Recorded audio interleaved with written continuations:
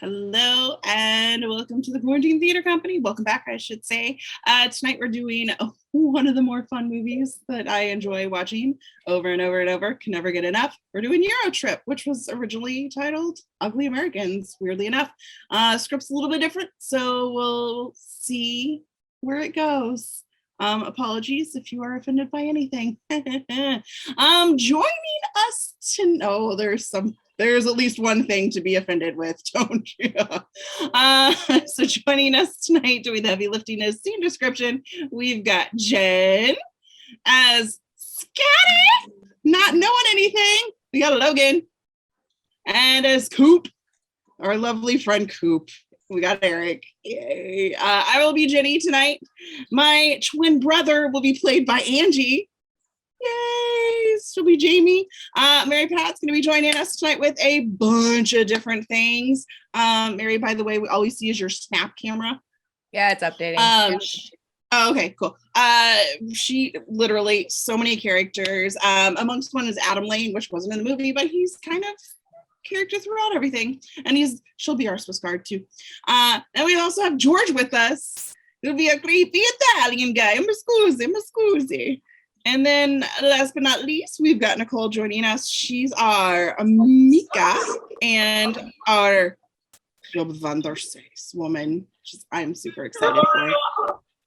Which was not in the original script, but I was like, we're adding it. So you're going to get 2 Amsterdam scenes. Suck it. Yeah. Anyway, without further ado, Jennifer. Just call me Amber? Oh, no, thanks for laughing at my joke.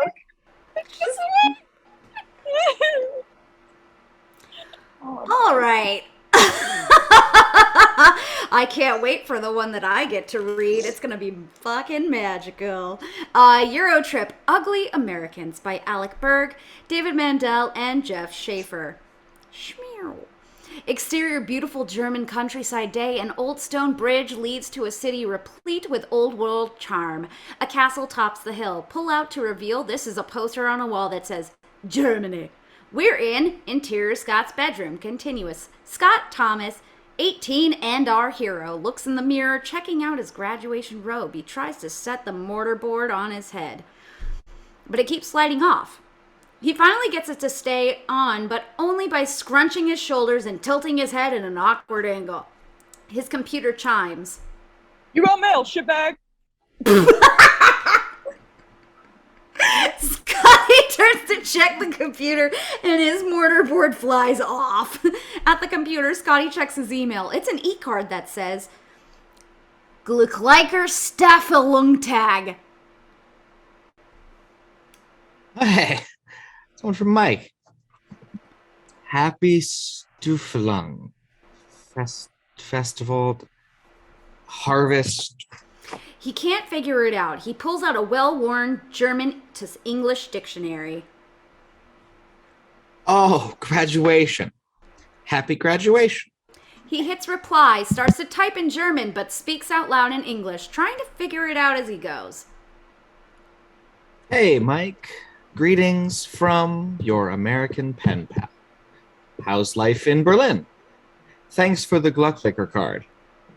We hear a car pull up. Scotty glances out the window to see another guy in a black robe, Cooper, run into the house. And thanks for all your help in German class this year. I actually... Where's the German orchard past? Now me speak German good. Anyway, I'm off to graduation. Let's talk later. I don't know, I'm a Jew. Anyway, Cooper rushes in, also in a black robe. He's Scotty's best friend, cocky and charming. You love him, but sometimes you want to kill him. What the hell are you doing? I've been waiting downstairs for 15 minutes. Just saw you pull up. I have time to argue, come on. They head out. Cut to interior Hudson High School gymnasium a little later. A graduation ceremony is underway. A banner reads, Congratulations, class of 2004. The seats are full of graduating seniors. On the days, a principal fumbles with a squealing microphone. How about another round of applause for the Hudson High Bagpipe Brigade and their chilling rendition of Cool and the Gang's Celebration? We see the Bagpipe Brigade. 3 asthmatic fat kids wearing kilts and breathing heavily. They bow, causing their bagpipes to make strange braying sounds.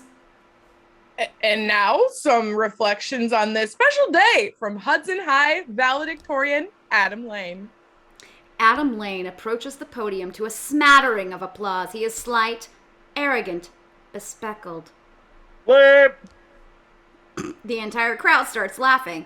We hear a chorus of Adam Lames from the parents and teachers too. Ouch! Lane. It's Lane with an N. Go to hell, all of you.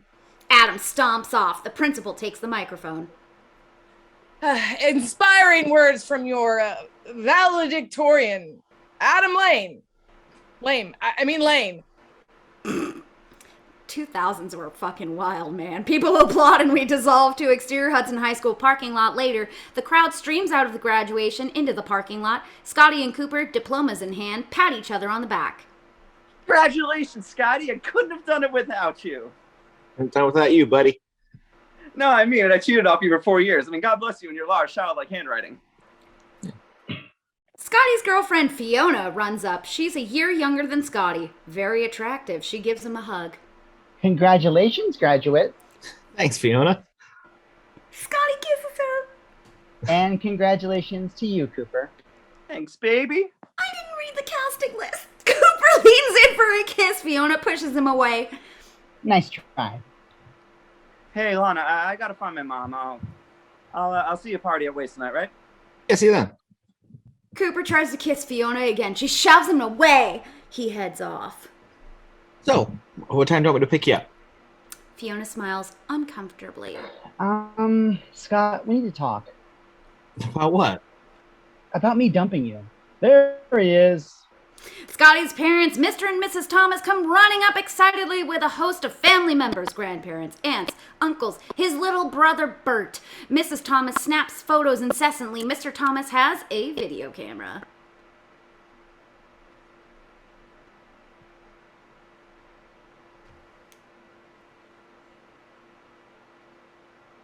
God damn it, my wife, where is she?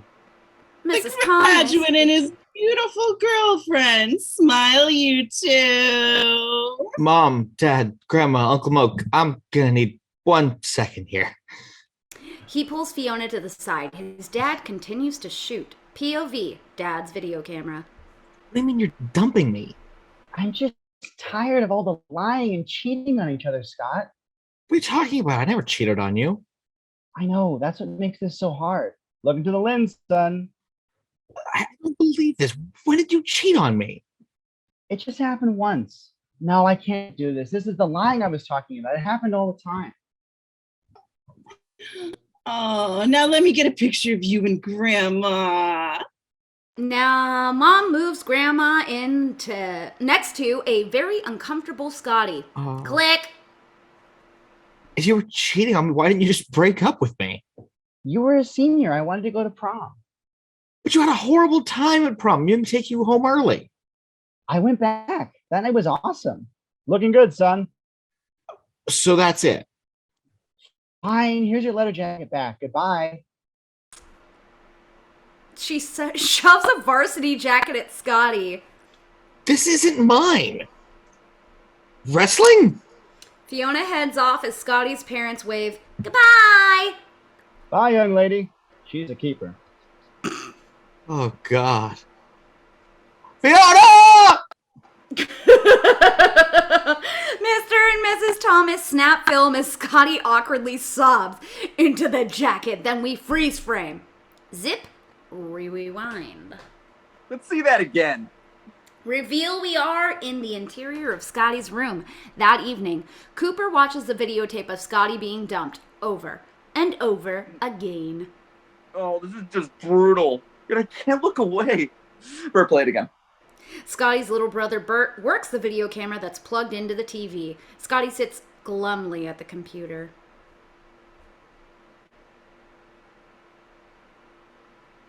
Bert, get out of here. There, Coop. Stay black, Bert. Cooper and Bert bump fists. Bert heads out. So we should head to Wade's party. Oh, I'm not going. I'm just gonna stay home and finish this note to Mike. Scotty resumes typing. Cooper shakes his head. You're gonna sit here and cyber chat with some weird German dude instead of going to the biggest party of the year? No wonder Fiona found comfort in the arms of lots and lots of other men and probably a few women. What? Nothing. Say goodbye to your German boyfriend and let's go. Mike's not a boyfriend. He's a pen pal. Girl Scouts have pen pals. You're two grown men. It's like Siegfried writing to Roy. He's a really cool guy. We've become really good friends. No, Scotty, listen to yourself. You met a cool guy on the internet. This is how these sexual predators work. Next thing you know, he's going to want to arrange your meeting. And then he'll gas you, throw you in the back of his van, make a wind chime out of your genitals. Are you jealous of me and Mike? You're right. I'm jealous. You still like me better, right? Yes, Cooper, you are still my best friend and always will be. All right. Well, don't get all clingy. Let's go to Wade's. Come on. You're right. Let's go. I'm not going to let Fiona ruin my graduation night. There you go. Oh, it's a little chilly out. You might want to wear your wrestling jacket, okay? Scotty punches him as they head for the door. I would too. Cut to exterior Wade's party later. A huge congratulations seniors banner hangs over the front door of a house. Kids stream in. Scotty and Cooper walk up to the party, nodding hello to people, high-fiving, etc. They stop when they see Adam Lane is duct taped to a tree, wearing only his briefs, cursing at the revelers. Fine. When I make my first million, I'm gonna buy the gas station you work at and fire you. Gotta say, Adam, it's pretty gutsy of you to show up here after that speech today. Well, now that you're here, you should stick around. Grab a drink. Oh, enjoy yourself. Scotty and Coop walk off. Adam yells after them. Ha ha, very funny. Laugh while you can, you pinheads. But I will have my revenge. My revenge. Ow. I'm so sorry. I love you, Mary. Oh my god, exterior suburban backyard continuous. A huge bash is in full swing. A trashy garage band plays in the corner of the yard. There's a bar set up. People line up at kegs. Scotty and Cooper check it out when Cooper gets punched in the arm. Hey boys, you made it. They turn to see Jenny. She's cute, energetic, and fun, but they just see her as one of the guys. Hey, Jenny. What's up, dude? Sorry to hear about Fiona. She's a whore. Very sweet of you. Thanks. So where's your freakish male mirror image? My brother, he's getting me a drink. Jamie approaches. He looks an awful lot like Jenny. In fact, they're fraternal twins. One of the cups he's carrying is crushed, and his shirt has a big wet stain down the front. Hey guys, Hey, Jamie. In fine form, I see. some big guy bumped me. Jamie tastes the stain on his shirt. This one's yours. He hands Jenny the full cup. She sips it and grimaces. Why didn't you get me gin and tonic? I hate gin. You do? You guys are the worst twins ever. Hey, we heard all about your graduation gift. Oh, pretty cool, huh? A whole summer backpacking around Europe. No parents, no responsibilities, just 3 months of letting loose and having a blast before college starts. I've planned every detail of the trip to maximize the fun. He pulls a guidebook, Photos Europe, out of his back pocket. You brought a guidebook to a party? Well, you are in for a rocking time. It's going to be amazing. Do you want to see my itinerary? You want to see my balls? Heads up, Coop. Candygram, 3 o'clock. 3 o'clock? Everyone looks in a different direction. Cooper looks up. There. A clique of the popular girls is heading for them. At the center is Candy, the prettiest and the snootiest. Cooper approaches her. Hey, Candy, remember how we made that pledge freshman year that if we were both single and when we graduated, we'd hook up? I never said that. Oh, you gotta be kidding me. Well, I certainly did. Ugh, you're such a loser. She rolls her eyes and walks on. She's been turning you down for 4 years. Give it up, Cooper. I'd like to, boys, but I'm drawn to that ass like a moth to ass. Well, it's company. What? I'm a girl. Not to us, you're not. You're just a cool guy with really long hair. Jenny just sighs. This has been going on for years. Well, we should probably go. We've got a 7:35 a.m. flight, and I want to check in as early as we can so we get bulkhead seats. Hate the bulkhead. You do? Are you sure you two are even related? Great trip, guys. Scotty and Cooper shake Jamie's hand, bump fists with Jenny. The twins head off. Look, I'm gonna go find a bathroom. Why don't you grab a drink, enjoy the scenery, and get your mind off Fiona, okay? Cooper heads towards the house as on stage, Donnie, the skanky-looking lead singer of the band, steps to the mic. This is for okay, everyone at the party, listen up. This next song is about the nastiest, freakiest sex puppet I know, Fiona. And Fiona hops up onto the stage. This is for you, Fiona, baby. Happy anniversary. Scotty watches in shock as Donnie gives Fiona a deep tongue kiss. The band kicks in and Donnie starts to sing. Scotty doesn't know. No, but Scotty doesn't know. Sorry. Daddy doesn't know. Whoa. Fiona starts dancing on stage, grinding on Donnie. It's practice. Donnie, okay? Scotty doesn't know that Fiona and me do it in my van every Sunday. She tells him she's in church, but she doesn't go. She's on her knees and Scotty doesn't know. Oh, Scotty doesn't know. So don't tell Scotty. Cause Scotty doesn't know. Scotty doesn't know. So don't tell Scotty. Fiona says she's out shopping, but she's under me, and I'm not stopping. Cause Scotty doesn't know. Scotty doesn't know. Doesn't know. Scotty doesn't know. So don't tell Scotty. Cause Scotty doesn't know. Don't tell Scotty. I know, I love you so much. I can't believe he's so trusting. Well, I'm right behind you, thrusting. Fiona's got him on the phone, and she's trying not to moan. It's a three-way call, and he knows nothing. Scotty doesn't know. No, Scotty doesn't know. So don't tell Scotty. Scotty doesn't know.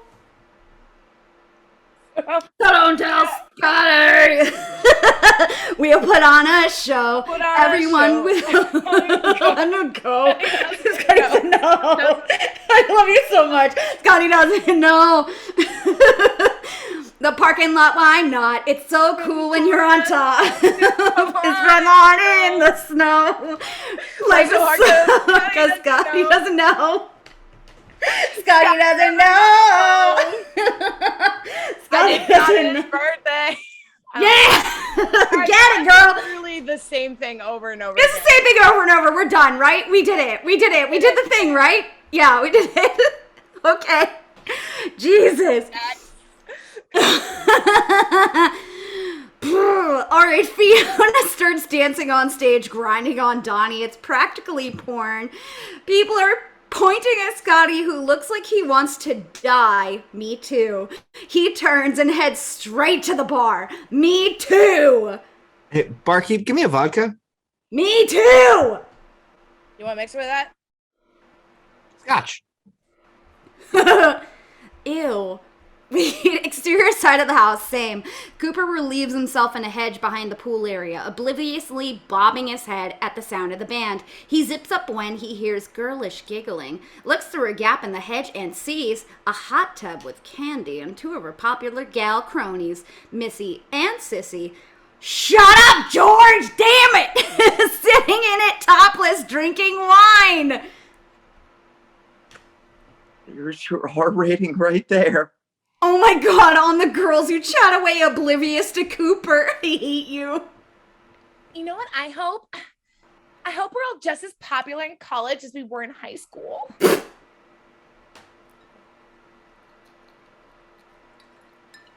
We will be. I know.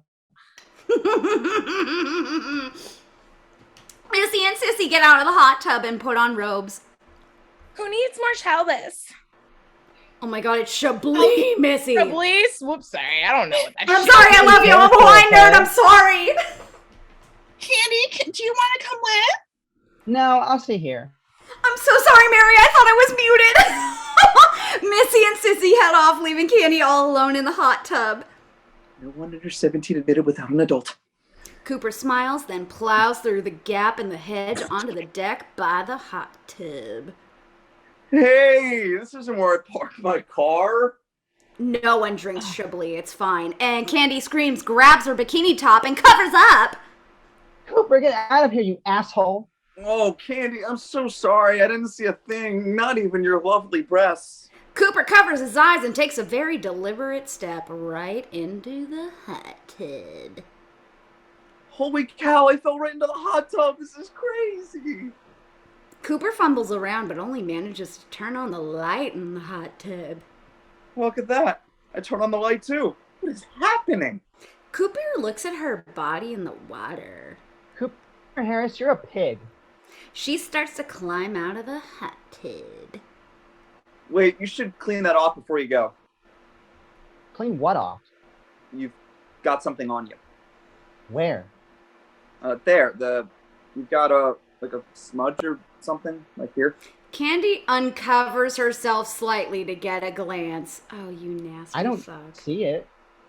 No, I'm sort of under. Yeah, on the side, under.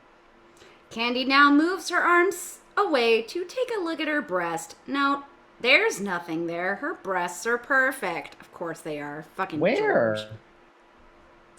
It's like dirt or something. Like, go like this. Is it off? No, just keep rubbing it. Candy has now lost all inhibition and is rubbing her breast.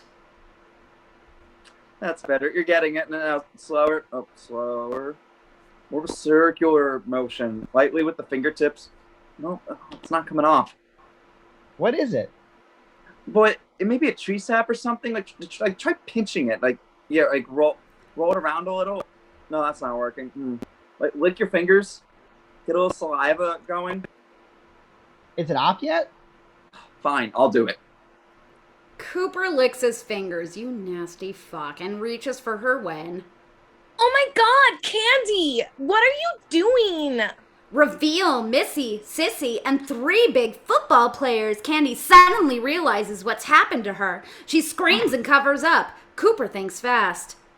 Hey, this isn't where I parked my car. Exterior the bar, Scotty downs another drink. Behind him, Cooper flies out of a bush onto the ground, dissolved too. Interior Scotty's room a little later, Scotty stumbles in, blind drunk, heads to his bathroom. We hear him unzip, start peeing. The camera moves towards the bathroom where we see the toilet being used. Scotty is peeing somewhere, but not there. We hear him zip up and he re-emerges. He stops, realizes something is wrong. He turns back, flushes the toilet, stumbles out of the bathroom, and Scotty's computer chimes. Got mail, shitbag! There's shitbag. Scotty stumbles to his desk, opens the email. It's from Mike. Dear Scott, I was very sad to hear about your lady woman Fiona dumping you, but perhaps this is for the best. I know I've never been happier. I have some big decisions to make about next year, and I am thinking, since you no longer have a girlfriend, maybe I could come to the United States and we could get to know each other better. Perhaps we could Zeus. What? He's drunkenly grubbing for his German-English dictionary and looks up the word. The fuck is this? Arrange a meeting. Arrange a meeting? Oh, Cooper was right. This guy wants to have sex with me. He slams the dictionary down in horror and begins to drunkenly reply to the email. Listen, Mike, I don't want to arrange any meeting with you. You sick German freak. I am not into people like you, so don't come to America. Keep your hands off of my genitals. and never write me again. Auf Wiedersehen. Auf Wiedersehen. Goodbye. Scotty hits send, nods, satisfied, and passes out cold. Beat. He falls out of the chair. Dissolve 2, interior Scotty's room the next day, close on Scotty's face. Mouth agape, tongue out, and drooling. We hear the sound of someone typing on a keyboard. Scotty's eyes flutter open to see his little brother Bert at Scotty's computer. Bert, what are you doing? Reading your email. Get off of there. And why are you wearing my bathrobe? Oh, I'm sorry, but someone pissed all over mine last night. Wow, I can't believe that German chick wants you to come here and hook up with you. I don't think so. Mike is a guy. Huh, no, it says right here. Traurises Madchen. I was a sad girl to hear about Fiona. I'm taking intro to German, and even I know that. Scott stands up with a groan and shoos Bert off the computer. Sorry, Gur. You don't know what you're talking about, retardo. Look, she sent a photo. Scotty digs through his desk, pulls out a photo of a weird European-looking guy at a table with a beautiful girl. See? Here's a picture of Mike with his cute cousin, Jan. No, retardo. That's Jan, pronounced Jan, and that's a man's name. And that's Mika, a common German girl's name, similar to our Michelle. Scotty stares at the girl in the photo. She is stunning! And I hope you wrote her back and told her to come visit. Scotty looks ill. You didn't? You thought she was a guy? Oh, I'm getting the video camera. Bert runs out. Scotty looks at the picture and looks at the email and... Exterior Scotty's house, the scream continues. Exterior neighborhood, the scream continues. Birds flutter out of the bushes. Exterior party house backyard, the scream continues. From behind the stage, a rumble Fiona pops up, then Donnie, then the drummer. Exterior the earth from space, the scream continues. Exterior Berlin skyline, the scream continues. Pigeons flutter. Interior Mikey's room, Berlin day, super Berlin, Germany. Mikey is dressed in very sexy pajamas and is even more beautiful in person, but she is clearly upset as she looks at her laptop. My name is Mika. I don't understand you, Scott. But if you do not want to, if you do not want to talk to me, then I do not want to talk to you. Block. I'm sorry, I'm Jewish. I will never know how to pronounce anything in German. Anyway, on the screen, Scotty's email on the screen, and a flashing icon, email address blocked.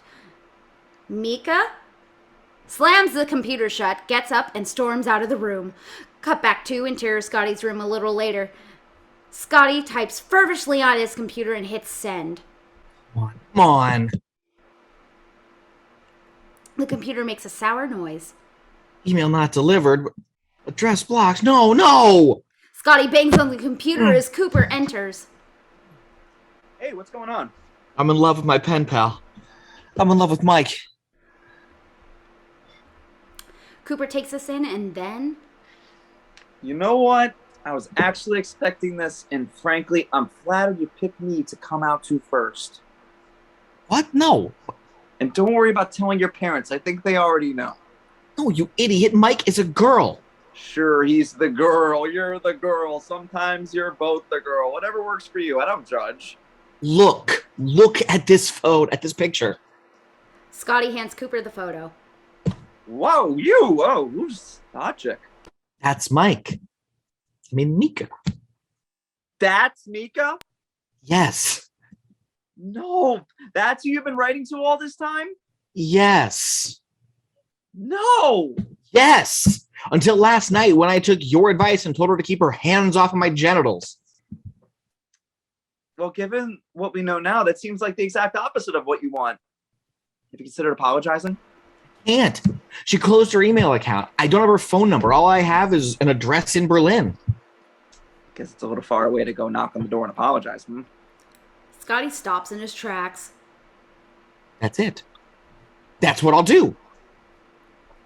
You're going to go to Berlin? I have to. Mika and I have been writing each other almost every day for 9 months. I can tell her things I can't even tell you. Like what?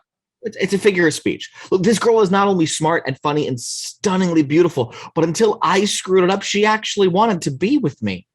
Not my ticket to the prom, me. And damn it, I want to be with her. I've got to go to Germany and get her back. He rushes to his closet, pulls out a duffel bag, and starts throwing clothes into it. Cooper watches him pack for a beat. Well, if you're really going to Germany, you may need an extra suitcase. Why? Because you've got a wingman. I'm coming with you. Are you serious? What about your internship with the law firm? I'll take some time off. They owe me some vacation. You just started today. God, he's taken care of. Let's do it. They bump fists. And don't worry about the plane tickets. I've got that covered. Cut to interior airport, air courier counter. A sign says United Courier Service. Scotty and Cooper stand at the counter while a courier clerk, excuse me, as I almost swallow my own spit, types some info into the computer. We're going to be couriers. The only way to get a cheap flight. And all we have to do is carry their packages and drop them off when we get there. My cousin did this when he flew to India. Of course, he ended up using a public restroom in New Delhi, and they had to cut off his leg. But he got there cheap. The courier clerk turns to them. Okay, we don't have anything to Germany, but I can get you to London today for $118 a pop. $118? Let's do it. Europe is like the size of Rhode Island. I'm sure we can get to London from London to Berlin in no time. The courier clerk puts 2 large packages on the counter. Okay, here are the packages you'll be checking, and these packages you have to hand carry onto the plane. Wait, what about our luggage? You sold your luggage space. That's why these flights are so cheap. Then what are we supposed to do with our stuff? Cut to interior airplane a little later. Scotty and Cooper waddle onto the plane carrying their packages and wearing everything they brought with them. Shirts over jackets, pants over pants. Cooper wears 3 hats. They both look like the Michelin Man. What row are we in? 65. They look down the aisle. 64 rows of people look up at them in terror as Scotty and Cooper start smushing between the seats. Cooper gets stuck. Scotty, and then the stewardesses try to push him down the aisle. Dissolve to interior airplane later. The plane is in mid-flight. Excuse me. Scotty reads through printouts of his old emails. Cooper sits next to him engrossed in the Sky Mall catalog. Note, they've both peeled off their layers. Such an idiot. How could I have not realized Mika was a girl? I mean, look at this. I really need to go shoe shopping. No guy has ever said that. I hate my thighs. Stupid, stupid, stupid. You're not wrong, Scotty, and you shake your head. Am I doing the right thing? Is this whole trip just insane? A little. But you know what's more insane? Sitting on your porch in 50 years with your dull compromise of a wife, wondering whatever happened to that amazing girl from Germany. Scotty takes us in. Cooper's right, and he knows it. Thanks, Coop. And thanks for coming with me. It means a lot. No, thank you. This trip was a once-in-a-lifetime opportunity for me to broaden my sexual horizons. What are you talking about? I'm talking about crazy European sex. You see, America was founded by prudes. Prudes who left Europe because they hated all the kinky, steamy European sex that was going on. And now I, Cooper Harris, will return to the land of the perverted forefathers to claim my birthright, a series of erotic and sexually challenging adventures. You've really thought a lot about this, haven't you? It's my passion. Of course it is your passion. Dissolve to interior London Heathrow Airport. Worst time for me to try and take a bite of my cheese plate. Scotty and Cooper come out of the jetway. Their clothes are stuffed in trash bags. And they hold all their courier packages. We made it. The adventure begins. Breathe that sweet, sexy European air.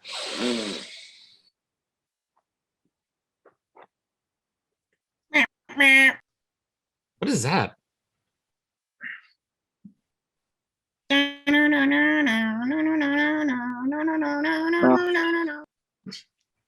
It's the phone they gave me at the law firm. Pretty cool, huh? And it works everywhere. It works anywhere.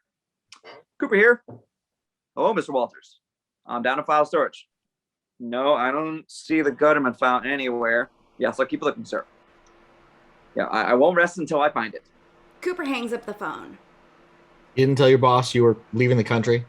They would have stopped paying me. This seemed easier. Come on, let's get out of here. Cooper drops his courier packages on a chair, starts walking away. What are you doing? We can't just leave our packages. Sure we can. It's not like there's something important. Smash cut to Exterior Royal Cancer Institute. Super Royal Cancer Institute, London. Damn it! All of our work ruined! Oh my god, I love you so much. Interior Royal Cancer Institute. A bunch of doctors and lab coats stand over a breakfast buffet. A banner reads, Royal Cancer Institute Annual Flapjack Breakfast. The Maple Syrup Company assured me they were sending syrup by air carrier. Now the whole breakfast is a disaster. The doctors sadly shake their heads. Cut to exterior Trafalgar Square. Scotty and Cooper emerge from the tube station, stroll into Trafalgar Square, taking the view. High school and college-age kids of every nationality hang out at the base of Nelson's Column. Amazing. Like, look at all these kids gathered together from every place on Earth and smelling really, really bad. Scotty pulls out a tourist map. So our bus to Berlin doesn't leave until tomorrow morning. That gives us today to experience London, the British Museum, the Tower of London, Buckingham Palace. What do you want to do first? I want to do that. Cooper points to two Norwegian girls, oh Jesus, Anna and Sigrid, standing nearby looking at a map. Cooper approaches. Oh my god, George. Excuse me, will you take our picture? Okay, where's your camera? I don't have one, but I see you do. Cooper begins to pose. Take a few shots. You're gonna want something to remember me by, but I'm not taking off my shirt. Ah, what the hell? Why not? Yeah! Nudity award for QTC! Anyway, the girls laugh, start taking photos of a voguing Cooper. I am Anna, this is Sigrid. We are from Norway. I'm Scott, and this is Dr. Sassy Pants. It's Mr. Sassy Pants to you, and I haven't passed my boards yet. So we have a few hours to kill in London. Any suggestions on what we should see? We are going to a pub. What a coincidence. We were going to the same pub. We are meeting our friend there. Friend? Great. We love friends. The more of you, the merrier. Cut 2. Interior the Cock and Bulls pub. Oop. Later. Scotty and Cooper sit at a table with the two Norwegian girls and their friend, Onus, a dour Norwegian 18-year-old male. He's dressed in typical Euro touring wear, a tight t-shirt with rubber piping, tight denim shorts, black socks with sandals. He sits with Scotty and Cooper on one side and the girls on the other. Cooper and Anna make eyes at each other as Onus drones on. And in the Norwegian winter, there are many months where we do not see the sun at all. Day after day, it looks like the sun will rise, but it still does not rise. Then there's only darkness and the cold, cold darkness. Are you like a stand-up comic back in Norway? I do not understand. I have told you I am a philosophy student at the university. Boy, you get a few drinks in your friend here, and he goes crazy. No, not all Norwegians are as serious as honest. Some of us like to have fun. Excuse me, I'm going to use the ladies' room. She gets up and brushes by Cooper as she leaves. You know what? Suddenly, I've got to go to the bathroom myself. Cooper gets up and follows Anna. Onus looks suspicious. Where are you going? Perhaps I should use a lavatory. Also, Hey, Scotty, I bet Onus would love to hear the moose story. Oh my God, yes, the moose story. You are in for a treat, Anus. Onus. Oh, yeah. Scotty kicks Onus's chair so Onus falls back into it. Whatever. So It was a cold December morning, and I was at my cousin's cabin in Maine. I had stayed up late the night before watching The Iron Giant on Cinemax. I awoke the next morning to a distinct feeling that I was being watched. I roll over in my sleeping bag, and bam! What? There, through the window, was the biggest moose I've ever seen. Back of the pub. Anna comes out of the ladies' room to find Cooper in the back hall.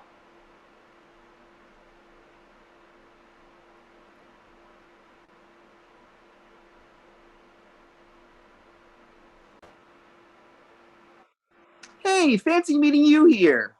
Cooper pretends to casually lean against the back door of the pub, which opens. Oh my goodness, the back door's come open. I'm off balance. Help me. He grabs her and pulls her out the door. Interior pub, Scotty. Now Sigrid and Onus listen intently as Scotty weaves his magic. Moose's antlers must have been 10 feet across. He was 7 feet at the shoulder if he was an inch. And the moose was right on the other side of the sliding glass door, just staring at me. There was only one thing to do. I had to open that door. Exterior pub back alley. Cooper and Anna are making out. Sorry, I just said Anna. We here do things to me. European things. Anna smiles, drops down out of frame, and we hear Coop's pants unzip. There's your R rating right there. Back in the pub, it's grown quiet as more people are listening to the story. So I opened the sliding door really slow like. It's freezing out, but I don't feel a thing. I move closer, his hoof pawing the snow as I approach. What did you... Shh! Now I'm standing beside this magnificent beast. I could feel the steam of his hot breath. And slowly, ever so slowly, I reached out to touch him. In the alley, Coop is enjoying himself when suddenly a mugger appears behind Coop because Anna is behind the low wall. The mugger doesn't know that she is there.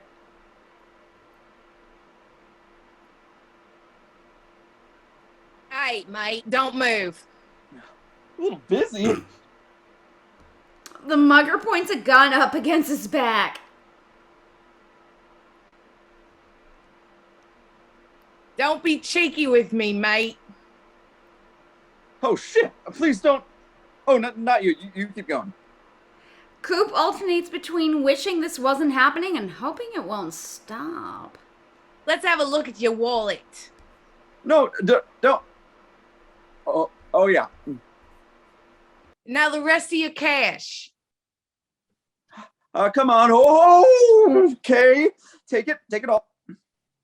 You're bloody right, mate. Oh no, not you. Leave me alone. No, not you. And your watch. No. Oh yes. Oh baby. Oh God, I love you. I'm so sorry. Interior pub continuous. Pan across a large crowd. Everyone in the pub lends Scotty an ear, spellbound by his story. Slowly, I reached out to touch him. Slowly. He flinched, The crowd gasps. but he didn't run. I looked into his giant eyes. There was wisdom there, sadness. And I looked at him, and he looked at me, and I him, and he me. What happened? He lowered his great head, and he picked me up on his antlers, put me on his back, and gave me a tour of the forest. Grounds abound as everyone realizes. I'm sorry, I'd put that halfway backwards. It was a big whack-off, except Onus, who is almost apologetic. No! That did not happen! Says you. No, I do not understand. You waste everyone's time with your lies! Then we hear a scream as Anna runs from the back, disheveled and upset. She grabs her friends, says something in Norwegian, and they hurry out the door. beat. Then Cooper strides in from the back, a giant grin on his face. What happened? I got robbed. It was awesome. Cut to interior Mikey's room. Mickey's? I'm sorry, whatever. Mika. Mika! goddamn I'm sorry, I keep Mika. thinking of the fucking tire brand. I'm sorry. Berlin Night. Okay, let's go in. Mika sits on her bed, looking unbelievable in a teddy. She forlornly looks at a picture of Scott. A computer tech, Gunter, works on her computer. They speak in subtitled German. I have unblocked your email address, but this Scott on the other end is not responding. Perhaps he no longer wants to hear from you. Gunter stands up. We see that he's quite a strapping young man.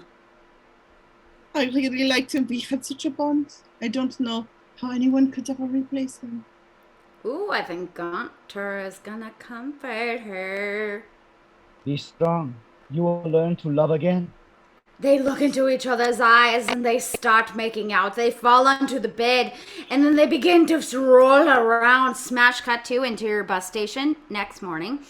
Scotty wakes with a start. We realize that this was just a fantasy. Scotty sits up on the bench he was sleeping on, tears the newspapers off him, and checks his watch. Cooper, get up. We're going to miss our bus. Another pile moves and Cooper pokes his head out. Exterior bus station day. A large touring bus is about to take off. Scotty and Cooper run for it. As they get closer, they see that there's a banner hanging on the side of the bus that reads, "If you're not a mank, then you're a wank?" Okay. What's a mank? I don't know. What's a wank? Just get on. Interior bus continuous. Cooper and Scotty pile onto the bus. We made it. Let's find out. Their POV, the bus is packed with English soccer hooligans. Oh, Jesus. Some Manchester United shit here. All right.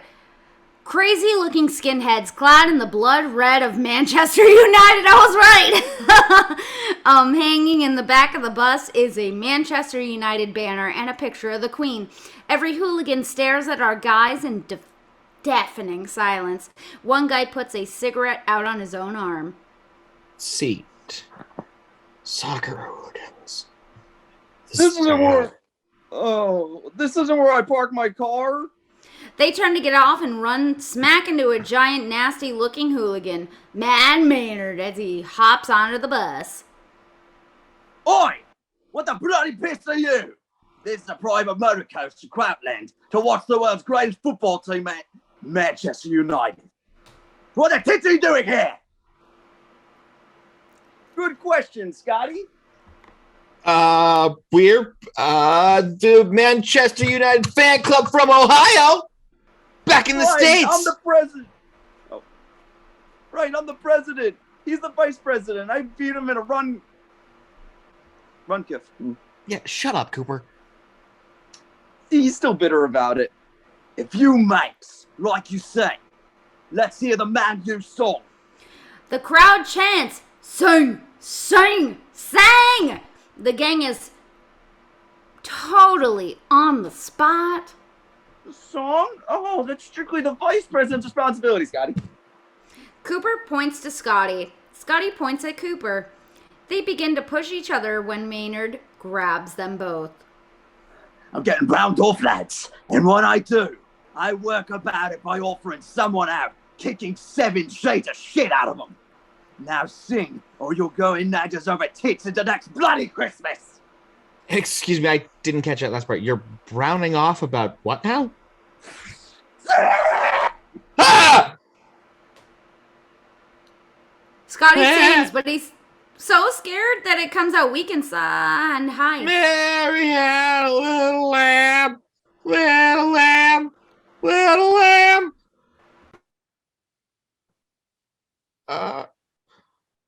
I'm so sorry. The hooligans are putting on brass knuckles, wrapping chains around their fists, breaking bottles. This is going to be quite a beatdown.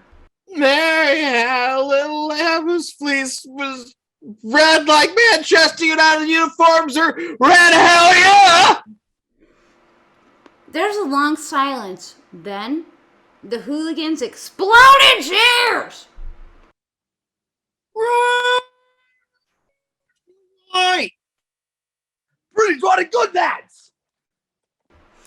The guys smile a huge smile of relief. Series of quick cuts. Cooper sings.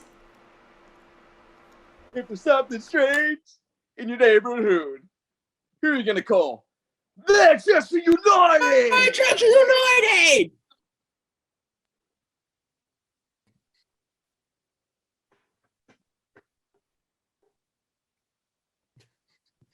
I'm a cowboy on a steel horse I ride. I'm wanted. Manchester United.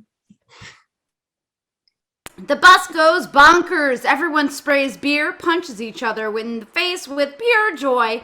Mad Maynard opens 2 beers with his eye sockets and hands them to Scotty and Cooper. They all toast and pour the beers on their heads. The Manchester United fight song kicks in and we cut to a stylized map of Europe. A la Indiana Jones, a red line traces the bus's journey from London down to Dover as we cross-dissolve to various shots of the bus on English roads. Over this we hear enthusiastic hooligans singing. So Arsenal, so Tottenham, so Blackburn, cause they're shite. We're Manchester United, and we're beating Dynamite. Aye. The red line reaches the English Channel as we cross-dissolve to footage of Channel Ferry. Cooper leads the hooligans in a more familiar song. Scotty doesn't know. No, Scotty doesn't Scotty know. doesn't know. Don't tell Scotty. Scotty doesn't know. Don't tell Scotty. Tell Scotty. Super. Hey. Come on, Scotty. You gotta admit, it's a catchy tune. The red line crosses the English Channel and the camera settles on France. Dissolve to exterior Paris Day. The hooligan bus gotta admit, pulls it's into catchy Paris. Oh, I'm so sorry. I thought you already said that. My apologies. Inside the bus, Cooper is having a conversation with a hooligan in a Kill Something t-shirt.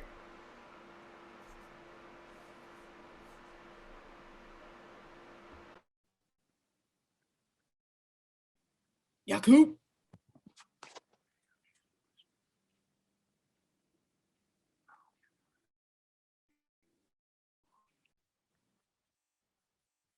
Wait, say it again? So I tell the swamp donkey to sack it before I give her a talk on the tradesman entrance and have a lick me eyeballs. Wow, you guys are working on a completely different level of swearing. We hear a beep noise. Cooper reaches into his pocket, pulls out his cell phone. Excuse me 1 second, Liam. Yes, Mr. Walters. I'm still looking for those files. I hope I'm not speaking out of turn here, sir, but this filing system is a disaster. I'm gonna have to reorganize the entire place. Thank you, sir. I'll do what I can. Cooper hangs up, takes a slug right from a bottle of liquor. Job's killing me. Oi! Stop the bus! Mad Maynard points to a guy on the street wearing a French soccer team jersey. That little wacker's wearing a frog football jersey! We are in France. Bat wanker! That really peppers my knickers. Let's get him against a screaming you yobs! Ah! The hooligans pour out of the bus and terrify the screaming populace, chasing townsfolk, overturning cars. Scotty and Cooper climb off the bus and take in the mayhem. What do we do now? Hey, are the twins supposed to be in Paris? Let's try to track them down. Hey, give me your phone. I don't know. They said I'm only supposed to use it for business purposes. Scotty yanks the phone out of Cooper's hand. Excuse me. Yoo-hoo. Mad Maynard. I think we're going to take off. Mad Maynard looks up from throwing a bottle through a storefront window. Suit yourselves, and good luck finding your lady. Sounds like quite a package of a kraut haul. You're so good at that, Eric. Good job. As Maynard goes back to the ultra-violence, Scotty and Coop slip out of there. Cut to exterior Paris street day, establishing shot of the Paris cityscape. Super. Paris.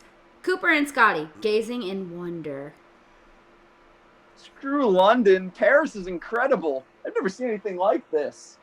Reveal Cooper is looking at a self-cleaning public restroom on the sidewalk. It's a phone booth-side, futuristic-looking chamber.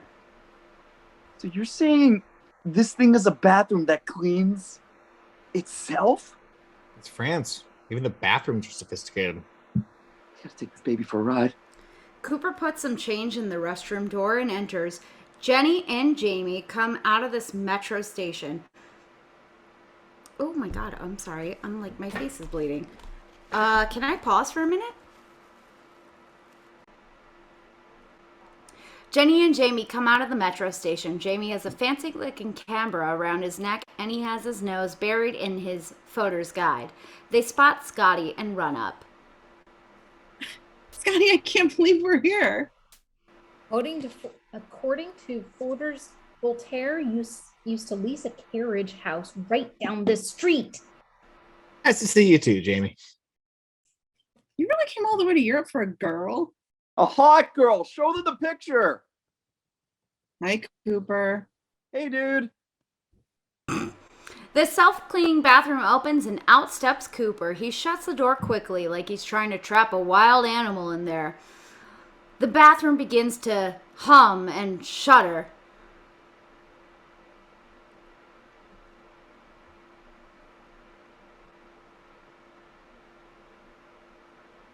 What's that, Coop?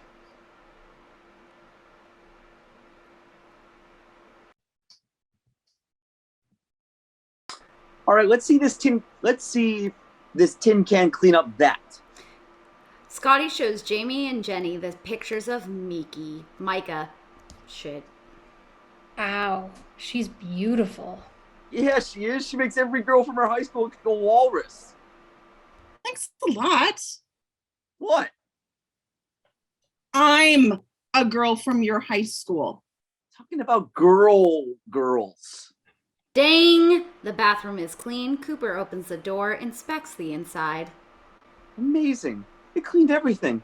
The mirror, the sink, the ceiling. I gotta get a picture of this. Jamie, let me borrow your camera. Cooper reaches for Jamie's camera. Jamie takes a step back. I don't think so. This is not just a camera. It's a Leisha M7, and I spent the last 4 years of my life teaching summer school science just to pay for it, so nobody touches my camera but me. So it's like your dick. Come on, let me see it. He reaches for the camera. Jamie yanks it away, bumps it into the bathroom. Oh, it touched the bathroom. Cooper and Jamie tussle. Jenny separates them. Hey, chuckleheads.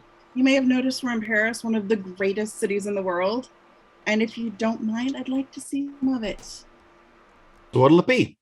The Eiffel Tower, the Arc de Triomphe, more toilets, the Louvre. Why not all of them? Paris, here we come. Smash cut to beauty shots of Paris. La Marseillaise plays as we see pretty shots of the Louvre, Notre Dame, and the Eiffel Tower. Exterior Eiffel Tower. The music abruptly stops as we settle on a gigantic line. We zoom down it until we find the gang waiting in the middle of this endless line. Jenny jumps and tries to see where it ends. This line is insane. I can barely see the Eiffel Tower from here. Yeah, I'll try somewhere else. Let's go to the Louvre. Cut to exterior Louvre later. The gang stands at the back of another enormous line. We haven't moved in an hour. Jamie pores over his photos. The photo guide says there's no line if you get here at 9 a.m. Oh, this is interesting. The west wing of the Louvre once housed the Royal Petting Zoo. Not far from where they wait in line are several street performers, including a robot man. Oh my god! Oh my god! Cooper stares at him with pure hate. Oh my god. How can I? But anyway, this line better move soon. This guy's really creeping me out. Ooh, Robot Man? He's just trying to feed his robot family. I don't like him. Why? Because he's doing this. Scotty does a little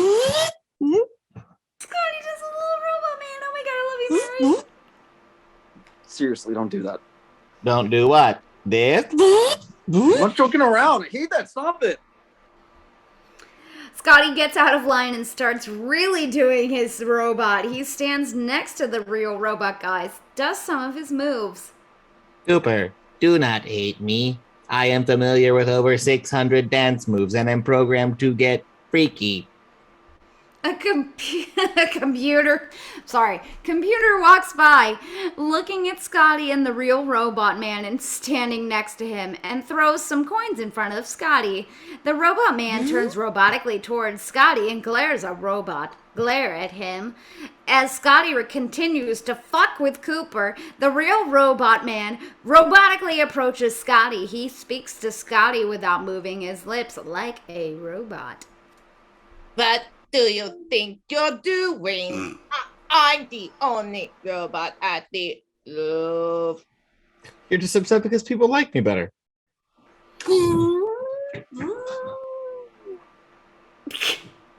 Just cold.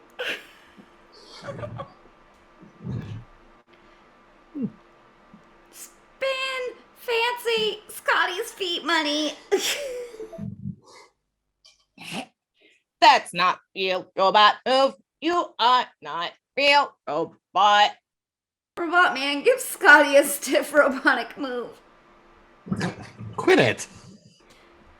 Scotty shoves him back. Robotic fight music plays, and they engage in a robotic fight of very slow karate chops and slow, deliberate kicks. The robotic man robotically punches Scotty in the face. Scotty robotically checks his lip for blood like Bruce Lee. A crowd gathers, roots for their favorite robot, and tosses money. Scotty robotically extends his leg in a robotic kick, which connects with Robot Man's robotic balls. Robot Man slowly crumbles. Ow, ow, ow, fur, ow. Let's get out of here. So fucking good. Scotty and the gang laugh, head off. Robot Man, still doubled over, robotically shakes his fist after Scotty.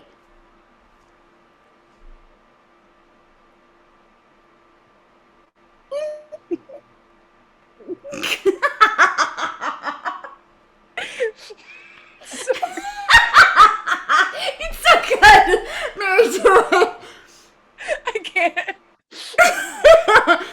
Look at him run. He is clearly a human. Ow. Ow. I love you so much. Oh my god, dissolved to interior restaurant Jean-Luc night. The gang sits at a stuffy French restaurant that they're not really dressed for, laughing about their day. If I have to choose, I liked the line at the Eiffel Tower the best. This food is amazing. No wonder Forder's recommended it so highly. Jenny, you have to try some of my lobster almondine. I'm allergic to shellfish. You are? Seriously, have you two even met? The restaurant's owner host, Jean-Luc, a snooty Frenchman, approaches the table. He clearly has a disdain for these American kids. Madame and Monsieur, anything else? Perhaps another Sprite for the lady wearing sandals? Or some more ketchup for the fries of the gentleman with the baseball cap? How is your Laryngisling 20-year Armagnac? Your pronunciation is so atrocious. Even though I know exactly what you mean, I will pretend that I have nothing by that name. Let's check then. I'm so sorry. Jean-Luc smirks and then heads off. At least we put an end to that old rumor about the French being rude. So you guys are heading to Berlin tomorrow? Yep. How are you getting there? No idea. You guys want to come with us? We can't. Jenny and I have planned a special itinerary for our entire summer. Sounds pretty romantic. I'm sorry, but coming to Europe is the trip of a lifetime. I'd like to get more out of it than standing in long lines and watching a toilet clean itself. Look, Jamie's right. I am? This should be the trip of a lifetime. I mean, look at us. We're 18 years old and we're in Europe together. I mean, we can't split up. Look, Scotty grabs a wine bottle, puts it down on one end of the table. We're here in Paris, and Mika is all the way over here in Berlin. He puts down a bottle of ketchup. But imagine the sexiest ketchup you've ever seen, much sexier than the ketchups at our high school. Sorry. Yes. We know. You can get to Mika and still see a lot of great stuff in between. Like what do you want to see? Amsterdam. Great. Oh, no. Damn it. Scotty puts a chicken bone down where Amsterdam would be. Belgium.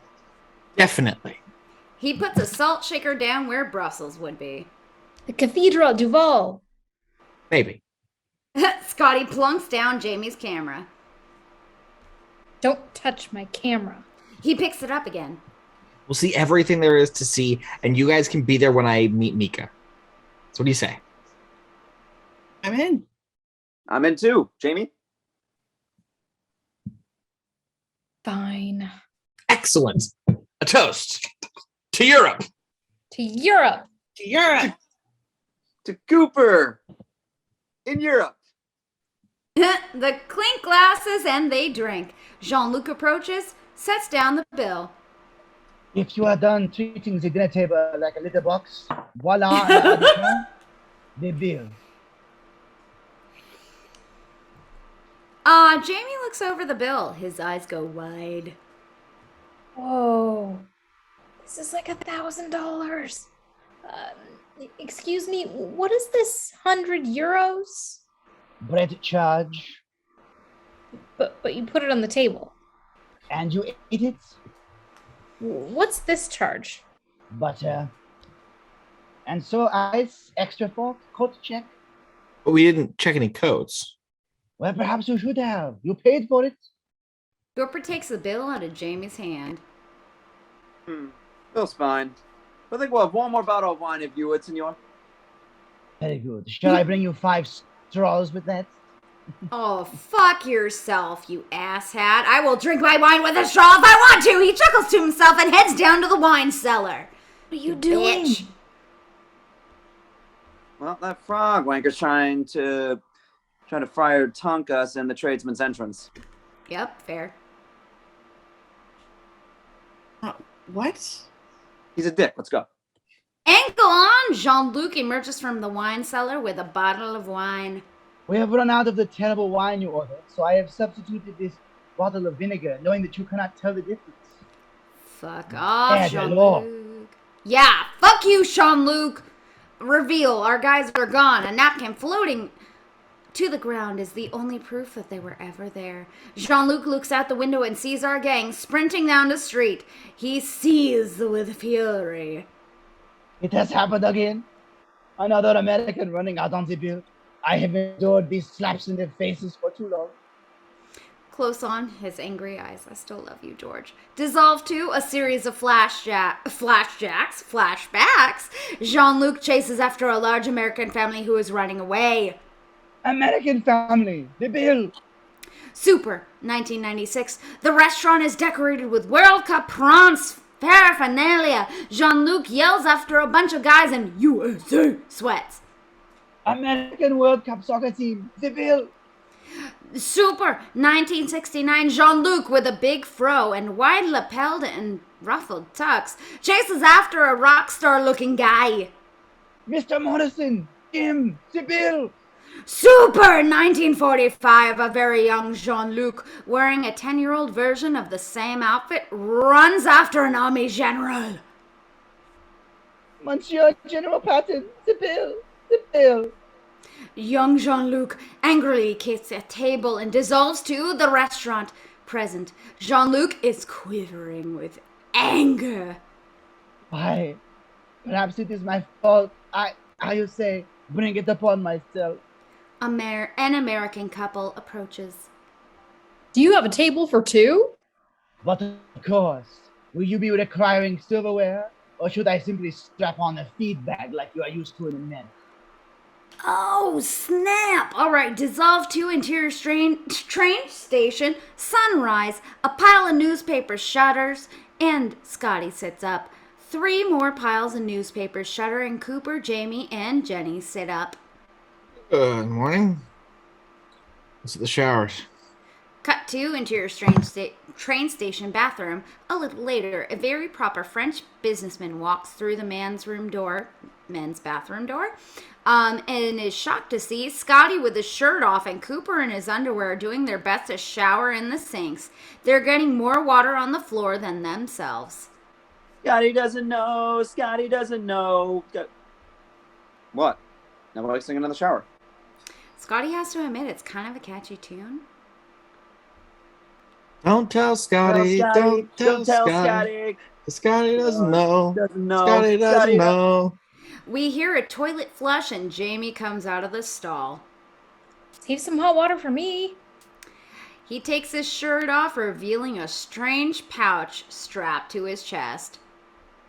What the hell is that? It's a traveler's money belt. Voter says that the European cities are rife with pickpockets, and you don't want to get robbed. Actually, you do. It's pretty great. Come on, Logan, with a quick change. Interior train station. Minutes later, Scotty, Cooper, and Jamie exit the bathroom. Jamie continues to extol the virtues of the money belt. I'm just saying, carrying your money in your pocket is like handing it to a gypsy. Fine. You want to carry all the tickets and our money in your girdle? Go ahead. Scotty starts handing over his money. Cooper sees something. Hey, check it out. Cooper's POV, a hot girl with her back to us, bent over a vending machine. Cooper's eyes gaze at her legs, then her ass. Not bad. Check out the armor. Let's see the helmet. Oh my god. Then the girl turns around. It's Jenny! Cooper recoils like he just touched fire. Jesus, Jenny. I thought you were some girl. Come on, platform 4. The guys pass through. Jenny watches them go. Thanks a lot. We hear a train whistle and we cut to exterior French countryside. The train speeds along. Map of Europe, but now the major cities are represented by items from the French restaurant table. A red line representing the train travels north, away from the bottle of wine labeled Paris. Interior train, 6-seat compartment. Scotty and Jenny sit across from Cooper and Jamie on the other side. The middle seats are free. Jamie reads photos. Jenny flips through an English tabloid. The headline reads, Flapjack Fiasco. Cancer breakfast guest. Breakfast a bust. Oop. Scotty reads a paperback. He turns a page and then tears it down and out and then hands it to Cooper, who reads it next. The compartment door opens and an Italian guy enters their compartment. He is tall, tan, well-dressed, but there's something distinctly creepy about him. Buongiorno. He enters and sits in the middle seat right between Cooper and Jamie. No one says anything, but they all trade surprised looks. Finally, There are a lot of other empty compartments. See. the Italian guy gives a creepy smile, opens his paper and begins to read as if nothing was wrong. The gang shrugs. Then the train goes through a tunnel. The car is plunged into darkness. After a beat, they emerge and the lights come back on. Everything is exactly as it was, except that the creepy Italian guy's hand is on Jamie's thigh. Everyone sits in uncomfortable silence for a long beat. Pardon me? Eh? Oh, m'excuse. Jamie sits there uncomfortably for a beat. Cooper and Jamie eye each other, and then they both lunge for the empty seat between Scotty and Jenny. Cooper beats Jamie to it, and Jamie is forced to sit back down on the Italian guy's side. If any of you guys are getting sick of sitting backwards, I'm happy to switch with you. Nope, we're good. Jamie frowns, tries to scooch away from the Italian guy. The train goes through another tunnel, and the compartment is plunged into darkness once again. Uh-oh. It's dark for a longer beat, and when they come out of this tunnel, the creepy Italian guy is now massaging Jamie's shoulders with both hands. What the hell are you doing? Jamie jumps up and swats his hands away! M'excuse. The train enters another tunnel. It's pitch black with an occasional flash of a light. where we can make out creepy Italian guy in various stages of undress. Who's touching me? Mi scusi. Get away from me! Mi scusi. When the lights come back on, everyone is cowering, but the creepy Italian guy is just sitting there with a satisfied smile on his face, smoking a cigarette. Then we see he's wearing no pants. Exterior train compartment. Seconds later, the door flies open and the creepy Italian guy is shoved out into the hallway. The door slams shut behind them. Dissolve to map of Europe. The line reaches the salt shaker labeled Deauville. Exterior train station, Deauville. The gang piles out of the train. All right, Deauville, our first stop. Why are we stopping here? The cathedral. Fodor says it's one of the best preserved Renaissance churches in all of northern France. The altarpiece was a gift from the King Ferdinand. Why are we stopping here? What the hell was wrong with you, C-3PO? We're here to see Europe, not some crappy old church. I vote to get back on the train and go. It says here that this town has a famous nude beach. Look, we can't just sit all day. We can just sit on the train all day. We've got to get out there and experience the culture firsthand. I vote we stay. Jamie, can you see us factory? Cathedral. Whatever. And if time permits, we'll see what else this town has to offer. We're not going to the cathedral, are we? No.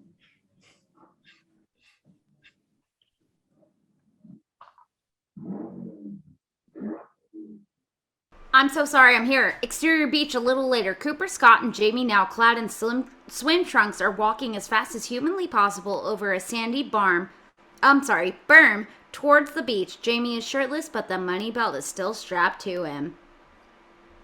What's the etiquette on boners? Do I roll over and dig out a hole for it, or is it cool just to let your flag fly?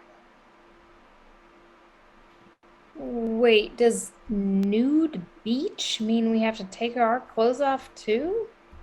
Of course. You want all these naked girls to feel as comfortable about you and your currency Kolostami bag as they do about their hot, naked European bodies. Colonoscopy, but yeah, they consider this. They look at each other and what's it gonna be? We gotta do it. Beat. Cooper, then Jamie nod in agreement. Angle on their feet. All right, at the same time, here we go. 3, 2, 1. Get on your feet. Only one bathing suit comes down and it belongs to... Ah, look at Jamie's penis. Very funny. Okay, gentlemen, there we go. Let the crazy European sex odyssey begin. All the bathing suits come down. Exterior of the beach. From behind, we see our guys run over a dune onto the beach. Hello!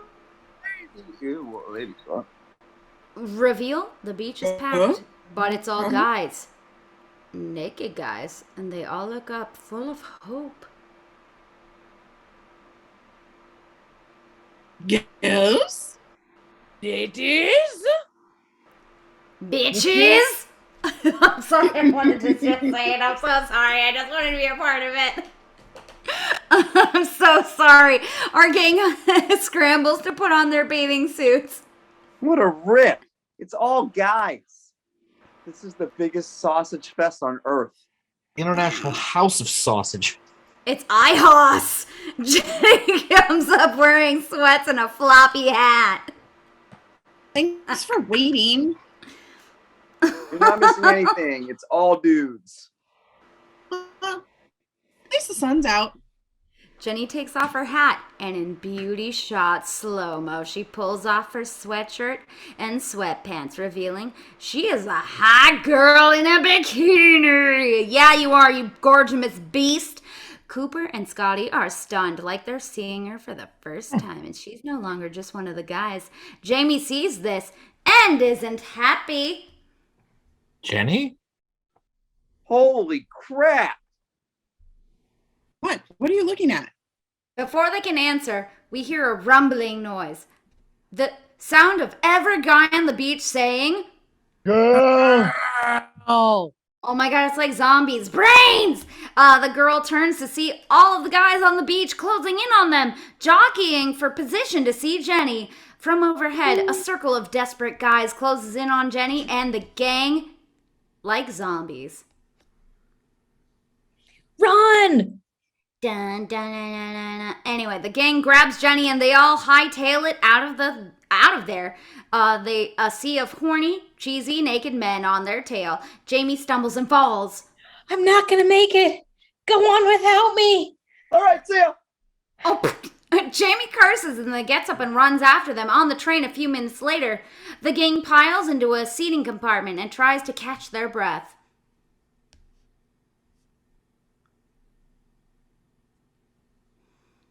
God, sweating like a pig. Oiga Volt. Koopa sits on the bench facing Jenny. He doesn't mind the sweat. In fact, he can't take his eyes off her. Jenny holds a cold soda to her neck. She couldn't look sexier if she was trying. Yes, bitch. Oh, God, that feels good. You know, after a run like that, you could use a rub down. Yeah, why don't you give me a tongue bath while you're at it? Works for me. Now, let's go in the next compartment and get out of those wet clothes. Cooper, quit hitting on my sister. Jimmy, relax. We're joking around. He's not hitting on me. Yes, I am.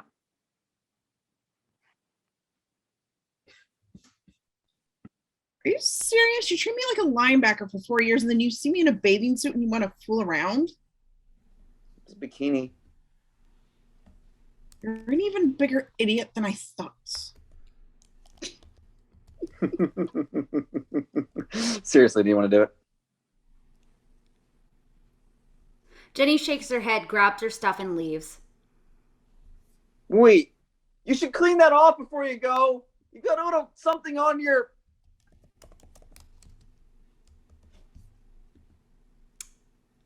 Ooh, Jamie grabs Cooper, spins him around. What the hell are you doing? That's my sister. Spin your around. hot sister. Scotty separates them into opposite sides, or seats. Okay, Cooper, cut it out. There's a new rule in effect. Jenny is off limits. You can touch anything you want, but you can't touch her. Cooper reaches for his camera. Or my camera. Relax, I'm just going to take a nude picture of your sister. Jamie charges Cooper as we dissolve to map of Europe. The red line of the train travels north from the salt shaker into Belgium towards a butter pat labeled Antwerp. Exterior Antwerp town square, flower market. Merchant stalls line both sides of the street, packed with brightly colored flowers of all shapes and sizes. Jamie takes pictures. Jenny smells a flower, turns to the merchant. Excuse me, what do you call this flower in Flemish? The merchant tells her in Flemish, a guttural choking sound, one of the most disgusting noises ever uttered. Really, that's beautiful.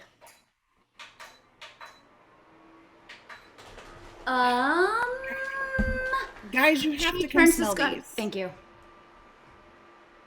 Great. We're all over it. I can't believe I'm saying this, but isn't there some sort of museum we could go look at? How am I going to do this? Do what? Get Mika back. I basically told her to drop dead. How do you come back from that? Don't sweat it. We'll show up, sweep her off her German teeth. I've never swept anyone off anything. What am I supposed to say? Well, if I've learned one thing about impressing a woman over the years, try not to use the word vagina around her. Even in a joking sense, they just don't seem to like it. Really? Trust me on this one.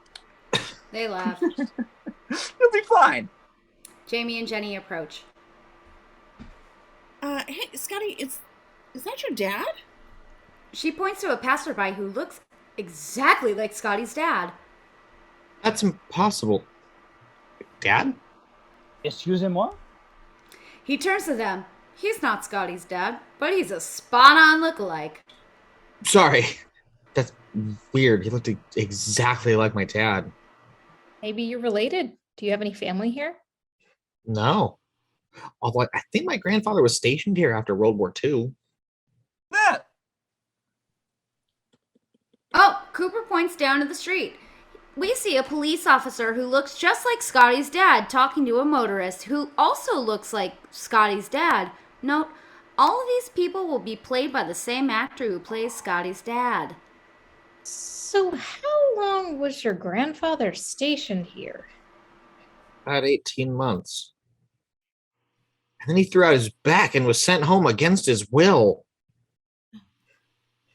Check out that guy. All those guys working in there. And that woman.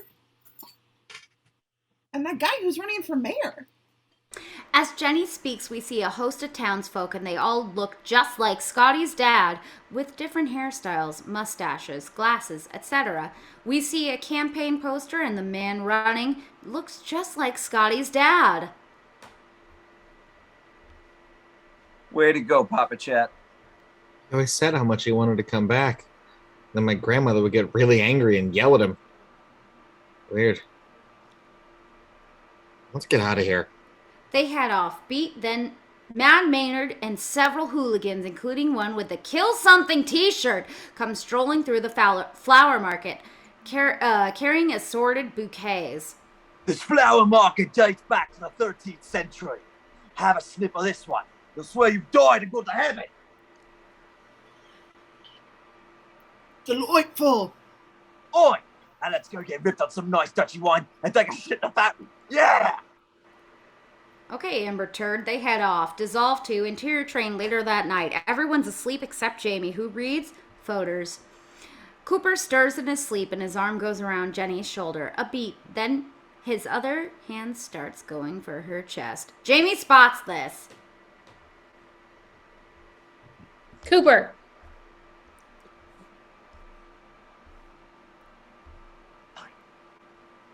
Cooper picks up a magazine and starts reading. Angle, close on Scotty. Sound asleep. Dissolve to exterior balcony overlooking the ocean. Scotty's fantasy. It's a beautiful night. Moonlight dances on the water. Mika stands at the railing. She looks gorgeous in a beautiful evening gown, but there's sadness in her eyes. Scotty appears looking suave in a tuxedo. Mika turns, gasps with joy. Scott, what are you? Mika, I've traveled 10,000 miles to tell you something. And that something is... We see Scott's lips moving as he delivers a heartfelt line, but the sound of the waves crashing on the beach drowns out his words. But whatever he's saying works. Mika melts. Oh, Scott, no one has ever spoken to me such beautiful words. Wait, what did I say? You know what you said. You said... Another big wave crashes on the beach, drowning out her words. Not a word. Let's go inside, away from the horrible moonlight and these annoying waves, and you can tell me again. Oh, Scott, kiss me. She falls into his arms. They kiss, the perfect movie kiss. Mika runs her hands through his hair over his back. Oh, Scott, mi bello, mi bello. Match dissolved to interior train compartment. Morning. A sleeping Scotty smiles as he dreams. Pulls out to reveal the creepy Italian guy is nuzzling his neck, caressing him. Mi bello, mi bello. Scotty wakes up and realizes what's happening. The others all start to awake and stare in shock. Mi scusi? Scotty screams as we cut to map of Europe. Ooh, the red line representing the train heads towards the chicken leg labeled Amsterdam. Cut to exterior Amsterdam Youth Hotel. One of those dingy hotels that is all over Europe. Our gang approaches, Jamie reading from his guidebook. Oder says that this is the best youth hostel in Amsterdam. Super! Beth Youth Hostel in Amsterdam. The gang enters. Interior Amsterdam Youth Hostel. Continuous. The gang approaches the desk clerk, a jovial older Dutch woman. Hello and welcome to Amsterdam's finest and most luxurious youth hostel. Oh my god, I love you. The guys smile. This could be good. We feature one medium-sized room contains 70 beds, which can sleep up to 375 bodies a night. There's no bathroom. Nor is there one nearby. If you do not wish to have your valuables stolen, I suggest destroying them or discarding them right now. I may also try hiding the valuables in your anus. That will deter some, but not all thieves. Once you're inside, the doors are chained and locked from the inside. They will not open until morning, no matter what. Should a fire occur from our faulty wiring or the fireworks factory from upstairs, you will be incinerated along with the belongings you have hidden in your anus. Tips are greatly appreciated. The gang looks at each other. Are they really going to stay here? Exterior Amsterdam Street night. The gang walks along the Amsterdam Street. So where are we gonna stay tonight? I can't sleep at another train station. What do you mean sleep? We'll sleep on the train tomorrow. This is the best thing that could ever happen to us. We're in Amsterdam, the drug and prostitution capital of Europe. Coop tears a flyer from a lamppost. You slut. Take a look at this. Espanda Sex, the red light district's hottest new sex club. We have to check it out. Who's with me? Scotty? All right, man. I'm trying to cut back on prostitutes. I'll go. Anyone? Jenny? You? Me? Sex club? Think of the possibilities. Think of the possibilities of my foot up your ass. I know that's supposed to be an insult, but it's making me hot. Come on, somebody's got to go. I'd like to go. Fine, since no one else is willing to go, I'll go myself. I'll see you dickless wonders in the morning. Cooper heads out, flyer in hand. Cut to exterior red light district. You've heard about it. You've seen it. You've probably been there. A street of storefronts filled with women in various stages of undress. Cooper marches down the middle of the street, holding his sex club flyer like a winning lottery ticket. He whistles a jaunty tune. All right, we're gonna be sitting this friendliest street on earth, even though it's dark and dusty and dirty as hell. Two prostitutes proposition Cooper as he walks by. Would you like to shower with both of us? Sorry, ladies, I'm looking for something a little wilder. That's why I'm off to, the secret room. Ooh, my computer just did some stuff. Cooper strolls on, approaches a dominatrix whipping a guy in a gimp suit? Excuse me, which way to the secret room? The dominatrix whips the gimp who points Cooper in the right direction. Cooper passes a seedy tattoo and piercing parlor. The big tattoo store owner looks up from the guy he's tattooing and greets Cooper in Dutch. Hi, Cooper. I'll pierce your balls for free. Oh my god, I love you so much, Mary. Cooper answers in perfect Dutch. I love to, Carl, but I've got a date with the secret room. Cooper continues jauntily along, cut to exterior Amsterdam Street, a church. Night, Scotty and the twins look at an old church. Jamie excitedly reads from photos.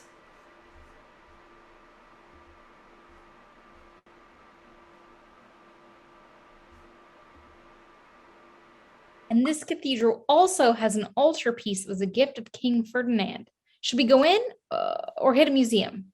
They stay open until 10. Hey, Cooper was right. I mean, when are we going to be in Amsterdam again? We should do something crazy. Hear ya. How about the Royal Mint? I know what we should do.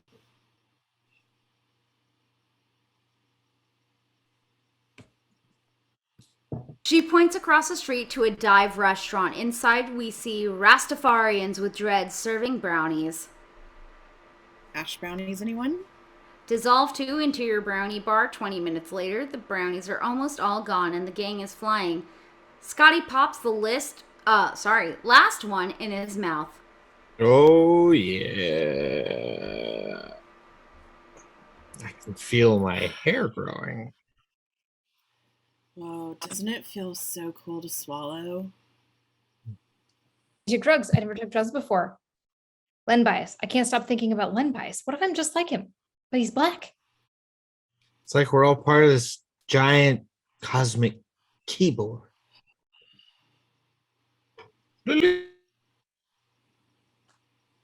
Oh, I'm sorry, you said keyboard. He starts playing himself like a keyboard, making weird synthesis noises. And they all giggle uncontrollably. A Rasta waiter walks up. Can I get you anything else, Mon? You're a lizard.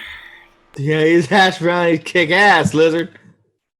I see. I should tell you that these are not hash brownies. We do not serve hash brownies. We are a simple Dutch bakery. The gang immediately comes down from their high. There's no drugs in these at all. No. The waiter leaves. There's an awkward beat as Jamie pulls out his money belt. Did kind of look like a lizard. Definitely. Yeah. Lizard. Full on lizard. Let's get out of here. They leave. Jamie has paid the bill and doesn't realize he leaves his money belt sitting on the table. Cut to exterior Amsterdam red light district. Cooper is walking the red light district and is handed flyers for various brothels. He peers at one of the flyers for Club Vandersex. He continues to walk through the streets and approaches Club Vandersex in awe. Interior Club Vandersex. Cooper enters the club and is in awe. The club is full of red plush furniture, pink satin curtains, and full of women in lingerie, all staring at him, awaiting for him to pick them. One blonde blows him a kiss. This is definitely where I'd park my car. The madam approaches Cooper from behind. Hello there. Cooper turns and is in awe of how gorgeous she is. Welcome to Club Vandersex, Amsterdam's most erotic club, where your every fantasy will be fulfilled.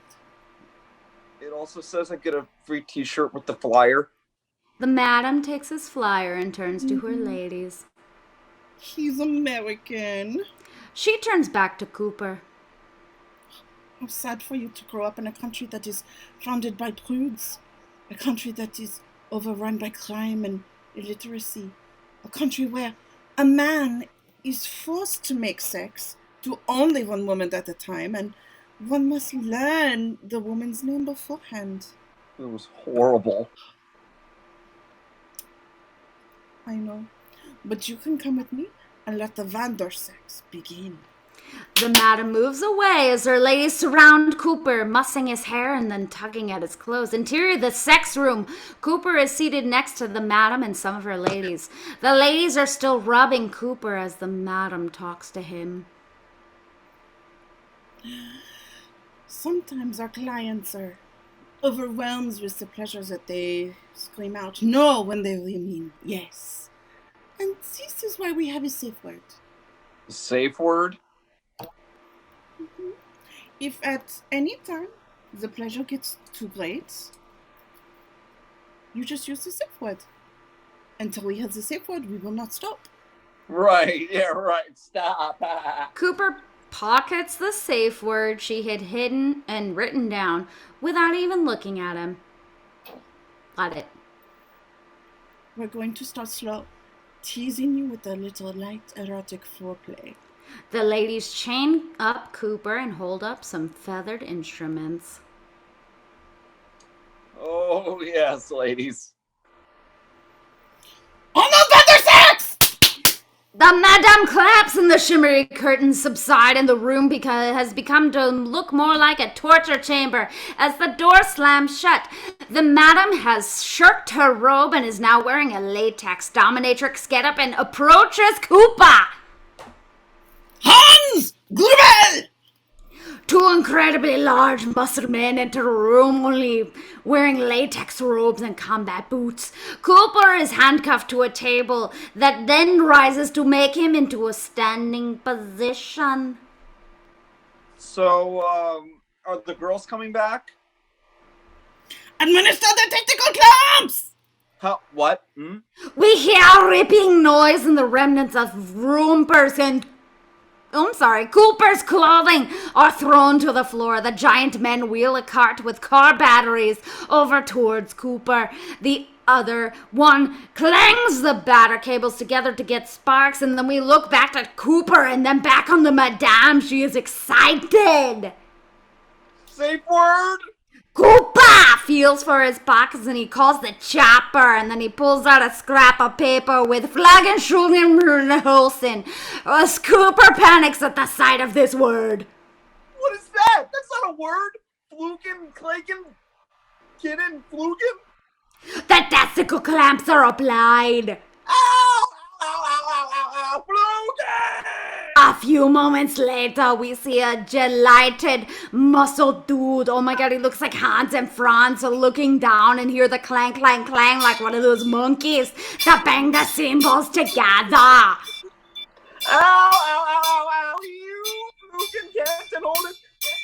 The clanging immediately stops and the Madame stands up and looks at him. Did you say Flügelkampfheimer? Yes, yes, for the love of God. The Madame stands completely now, and you see that it was in fact a monkey clanging cymbals together like it was a Phantom of the Opera. She looks incredibly concerned.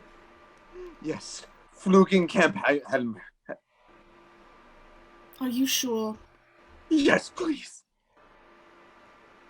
As you wish. Cooper sighs in relief. Bring out the Kampfheimer! Some clanging noises can be heard off screen. The Madame and the burly dude, where Cooper was handcuffed to the stretcher and position it so he's now bending over a table. Wait, what? Uh-oh. That's what she said. Cooper turns and the other burly guy is wearing what looks like a gas leaf blower back on his back, but it is in his hands. A large gun-like object at the end of it are 3 colorful dildos.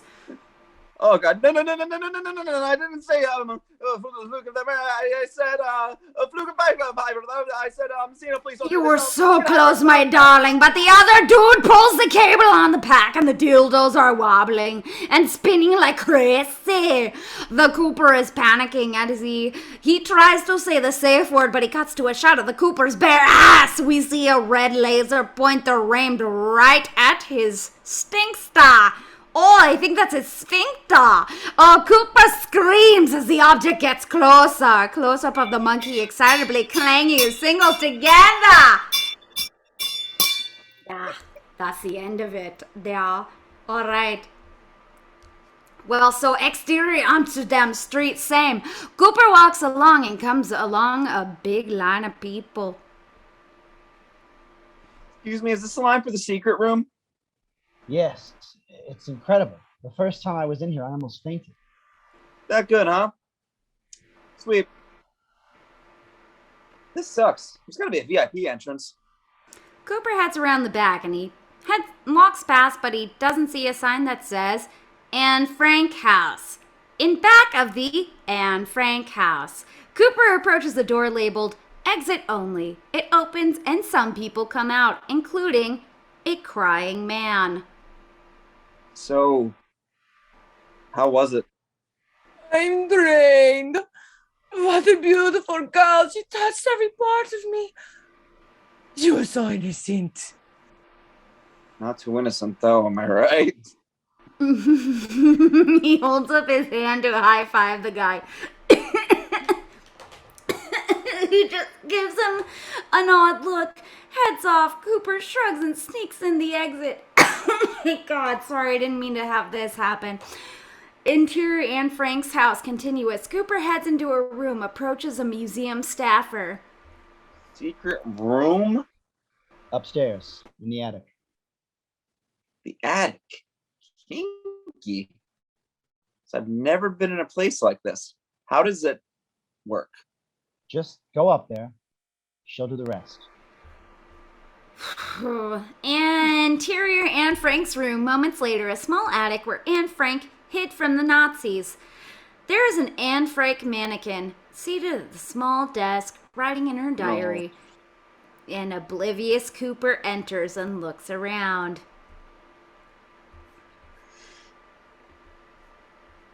Sex doll. I could see working that in. He tests the bed.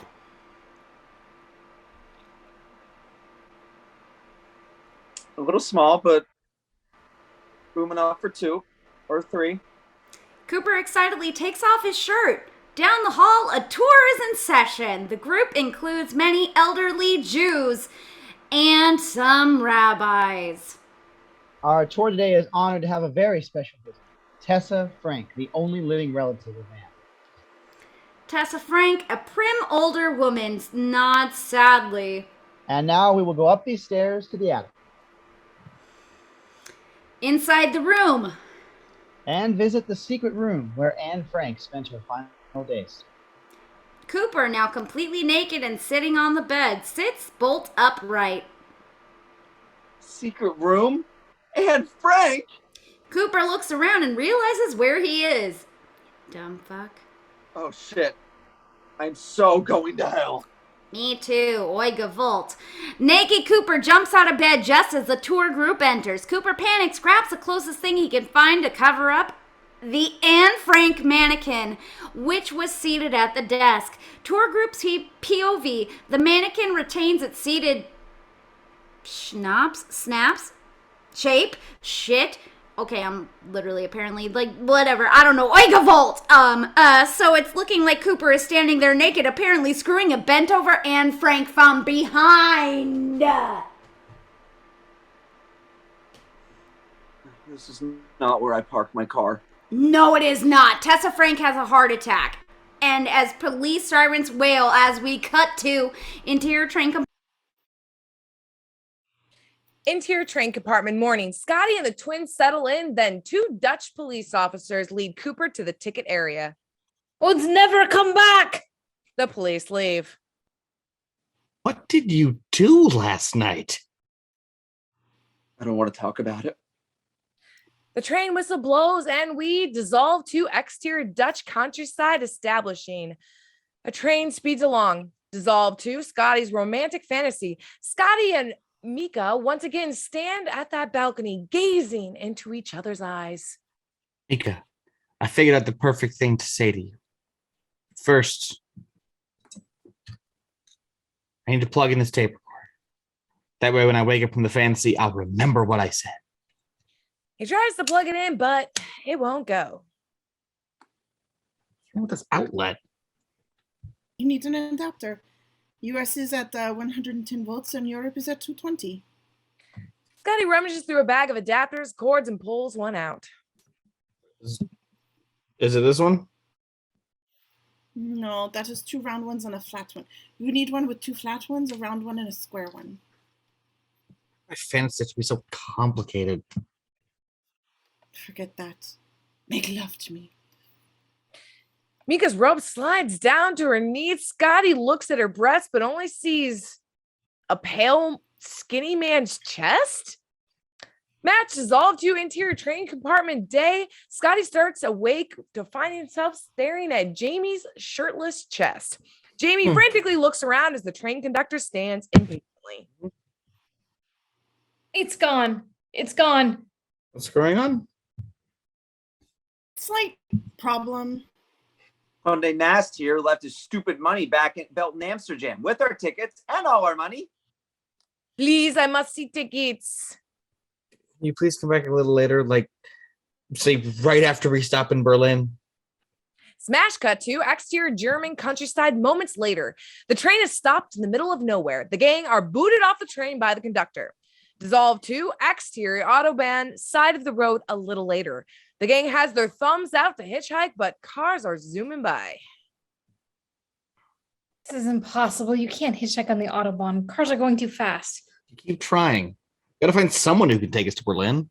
More cars whiz by.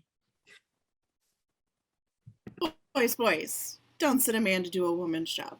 One ride coming up. She faces away from the guys towards the oncoming traffic and lifts her shirt, flashing her bra. A car just whizzes past. It doesn't even slow. All right, they're going pretty fast. Time to get serious. She starts to wriggle out of her bra from under her shirt. Cooper can't believe it. Here we go. Hold him back. Scotty and Jamie grab Cooper's arm, yank him back so he can't see anything. Oh, come on. It's totally unfair. You're going to show them to strangers, but not me. She finishes wriggling out her bra. All right, here we go. Good luck, Jenny. We're all counting on them. A car approaches. Jenny yanks up her shirt and back to camera flashes the Autobahn. But to no effect. The car whizzes past. Ow! She yanks her shirt up again. Hey, buddy, take a look. Another car whizzes past. Jenny's getting frustrated. This is Europe. They have orange juice ads with lesbians and dildos. You got to give them something they haven't seen before. All right. You want to get nuts? Let's get nuts. Jenny takes her shirt completely off, but again, cars continue to whiz by, ignoring her completely. Angle, Cooper is now being pinned to the ground by Jamie and Scotty, who sit on him. Let me see. I'll tell you what you're doing wrong. As the cars continue to whiz by, Jenny waves her shirt in the air like a terrible towel. Check these out. I'm 18 years old. Smash cut to exterior Autobahn later. The gang sits glumly on the side of the highway. Jenny looks dejected. It's not your fault, Jenny. None of us could have done any better. Cooper's cell phone rings. He pulls it out from his pocket. Cooper here. Oh, hello, Mr. Walters. What do you mean you never got the Gutterman file? I told Humphrey to give it to you. He said, what? Hogwash. I handed it to him myself an hour ago. Traffic noise? Yeah, I'm downstairs at the loading dock doing Humphrey's job and mine at the same time. Well, yes, sir. I'll tell Humphrey to report to your office immediately. Cooper hangs up. Oh, you really have it in for that Humphrey guy. Never met him. Just then, a big truck pulls up. The trucker leans out the window and says something in German. Benelton, sie wird Hafe? Let me handle this. I speak bad German. Scotty takes a breath and begins to speak in mangled German. Hallo. Mein Deutsch ist schlecht. Ich bin an kann verstehen. Wenn du langsam sprichst. The trucker perks up hearing his mother tongue and responds in a hopped-up, breathless ramble. Ich bin 14 Stunden stuck gaffen und habe set durch nicht gaffen und betwet verkabert a Schnaps, Benzin drin und des Kasch mit Klockschenkleid europäische Perfect. Scotty nods and tries to keep up. What did he say? He said he's driving. Ask him where he's headed. Weißt du, wo Berlin ist? The trucker wipes his sweaty brow and laughs. Berlin? Ja, ich kann es gut. Ich habe einfach in Bach in Berlin 8 Stunden. Aber ich nicht in nur Berlin. Berlin. Ja, Berlin. Wenn ich mal wieder den Harabam Berlin komme, wir für die Förderhaft. Berlin. He's going to Berlin. Nur den de Hanna von Berlin. Everybody hop in. The gang cheers and hops in the back of the truck. Berlin, here we come. The table map of Europe. Despite being very close to Berlin, the breadbasket, the red line tracing the truck's journey, wiggles a crazy path to the exact opposite direction of Berlin, towards parts unknown. A dirty napkin and a broken glass. Dissolve 2. Exterior town dusk. The truck is stopped. The gang climbs out of the back. Beautiful. We made it to Berlin. Ja, Berlin. Namen as Berlin wach. Word mich nur gern Bratislava finden. Bratislava. Ja. The trucker kisses them both on the cheeks, then the lips, and heads off. Dear sweet mother of God, we're in Eastern Europe. They look around. The buildings are all Soviet-style concrete block. This is like the land time forgot. A man, Tibor, passes on the street. Scotty stops him. Excuse me. Do you speak English? The man turns around. He's wearing a white linen suit, a pastel t-shirt, has stubble. He looks right out of Miami Vice. English, you are American, yes? We just get your Miami Vice on television. Miami Vice is #1 new show. He winks and mimes firing a gun. A gang looks around. Every man, woman, and child is dressed like Miami Vice. It's taken over the country. Quick cutting montage. The Miami Vice theme plays just like the opening of Miami Vice. We see glitzy beauty shots of old Eastern Europe people wearing Miami Vice outfits. A guy in a bread line looking cool in a white linen suit. A woman skinning a rabbit. She lowers her cool Miami shades and winks. Instead of a sexy shot of South Beach, we see a row of stocky babushka-wearing ladies dipping their toes in a muddy river full of sludge. A sign on acrylic clearly warns radioactive. That helicopter shot of the speedboat, but instead of a speedboat, it's a guy in Miami Vice duds in a wagon behind being pulled by an ox. The theme song wraps up with the Eastern Europe sounding music sting and the Slavic hey. Back with the Tibur. Tibur gives them a big double thumbs up. We're just like you Americans, yes? And we are getting a new show, Golden Girls. I cannot wait to see these beautiful American women. Yeah, listen, look, we need to get to Berlin, Germany. Is there a train coming soon? Oh, yes, very soon. They are building it now. Stop! Hammer time! Tibur heads off down the streets a little later. The gang trudges down dirty and rundown street. It looks like hell. Moods are in an all-time low. Well, this is just great. We're stuck in the middle of Eastern Appalachia. I'll never get to Mika now. Mika? Who cares about Mika? We don't have any money. We're going to get sold into slavery or left for dead in a ditch. Maybe you shouldn't have left all our money in Amsterdam. Hey, I'm not the one who takes 4 years of German and can't understand a goddamn word. So he's stupid. Lay off. Oh, I'm stupid. Let's fly to London instead of Berlin. There's no better way to get to Berlin than that. Don't throw this around on me. It's your fault. Cooper pokes his finger in Scotty's chest. Scotty swats it away. Don't you poke me. I'll poke you if I want to. That's typical. Cooper pokes Jamie. Shut up, loser. Don't poke him. Scotty pokes Cooper. They start poking and pushing each other. Scotty grabs Cooper in a headlock and they start to wrestle. Children, stop it! Stop it! Jenny pulls them all apart. Look, everybody just settle down, okay? We'll figure something out. How much money do we have? Everyone scrounges in their pockets and wallets, hands over their cash to Jenny. $1.83 American. That's it. What can we get for that?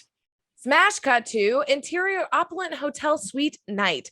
A very proper hotel manager leads a battalion of tuxedoed waiters with carts with silver trays carrying lavish feast.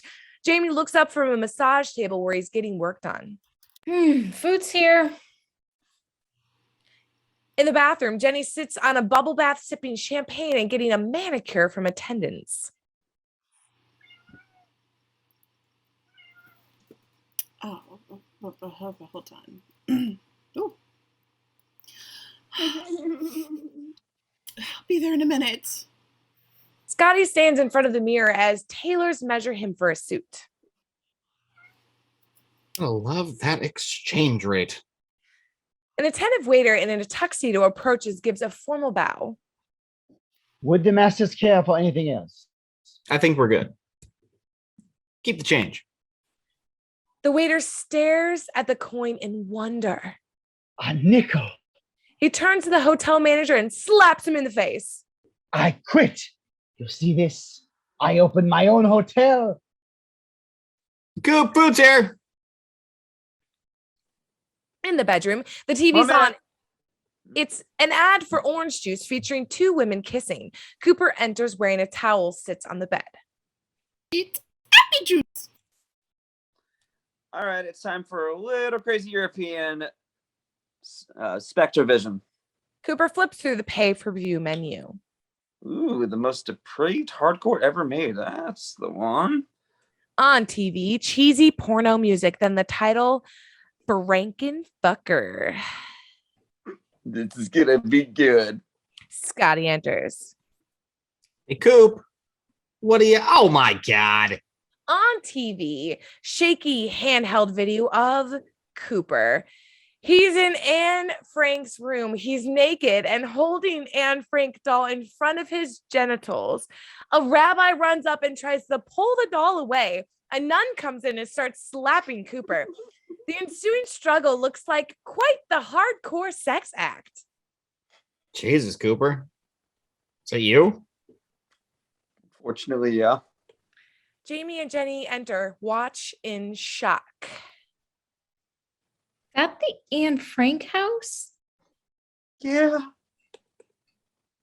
That a mannequin of Anne Frank? Yeah. I'm guessing this is not the crazy European sex you were going for. No, not really.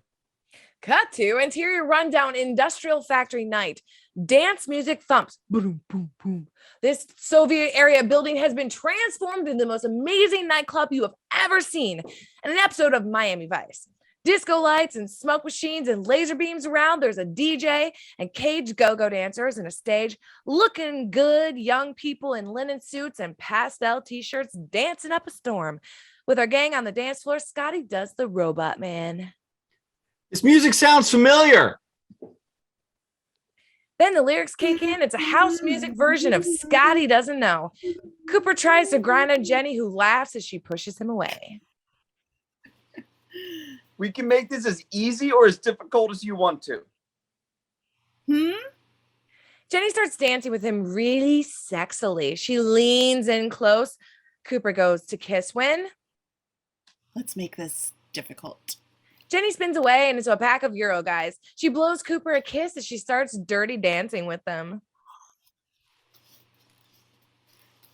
Hold on. But two can play at that game. Cooper turns and starts jokingly grinding on Jamie, making him very, very upset and uncomfortable. Tables by the dance floor. Scotty, Cooper, and the twins fall into a booth. The man from the street, Tibur, approaches carrying a bottle of green liquid. My American homeboys, you are too legit to quit. I have special drink to share with you. Absinthe. Absinthe? What's that? It's kind of a liquor made from wormwood. It used to be illegal. They thought it made you hallucinate and go crazy. Oh, yes, very much true. Batshit, my friends. We call it the Green Fairy. Deborah pulls some absinthe into a large glass, puts a sugar cube into a spoon, and pours water over the spoon into the glass, dissolving the sugar cube into the absinthe. The glass glows with an eerie green glow as Tibur hoists it. And now, which of you will raid the Green Fairy for first? Scotty stops him. I just want to make sure that there is actual liquor in here that will actually make us drunk. Because we've been burned before. That will not be a problem. Drink up and we will party like when Crockett and Tubbs' old partner got out of prison. Scotty takes the glass, puts it to his lips, and quick dissolve too. Scotty and Cooper and the twins put down their glasses next to a now empty bottle. I gotta say, I'm not feeling anything. Yeah, me neither. I'm sober as a judge. How about you?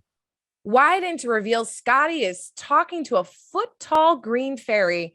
He's a Soviet sort, like a tiny teamster crammed into a fitting green tights, flapping his tiny little wings.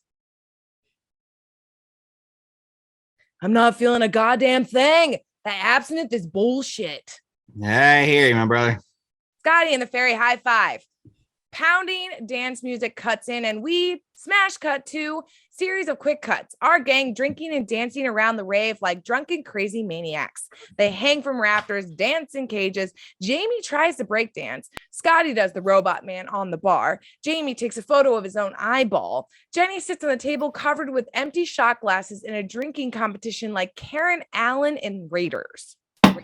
Rave later, a very drunk Scotty stumbles through the party, swinging the last drop from a bottle. He tries to put the empty bottle down, loses his balance, falls through a curtain into interior private room continuous. Scotty falls into the couch of this quiet candlelit room. He looks up and sees he's sitting right between two stunning Eastern European twins who look quite happy to see him. Hello. Hello. Hello. You are very cute. Would you like to play with us? Excuse me? English is not so good. We mean to say, have crazy European sex? All right. That play. They both wind their bodies around him, start to nibble at his ear. Scotty looks like he's gonna go for it, then he breaks free. Wait, no, I can't do this. What is wrong? What can we do to be more sexy? We will do anything. Anything? Trust me, you are plenty sexy. It's just, I've met someone really special. Well, I haven't met her yet, but I will. She will never know. But I'll know. Mika is everything I ever wanted. And I don't know if our relationship is a prayer of working out, but I don't want to ruin my chances with her. I should go. The green fairy appears. Dude, you're not gonna do it? You fairy. He flits off. Thanks, ladies.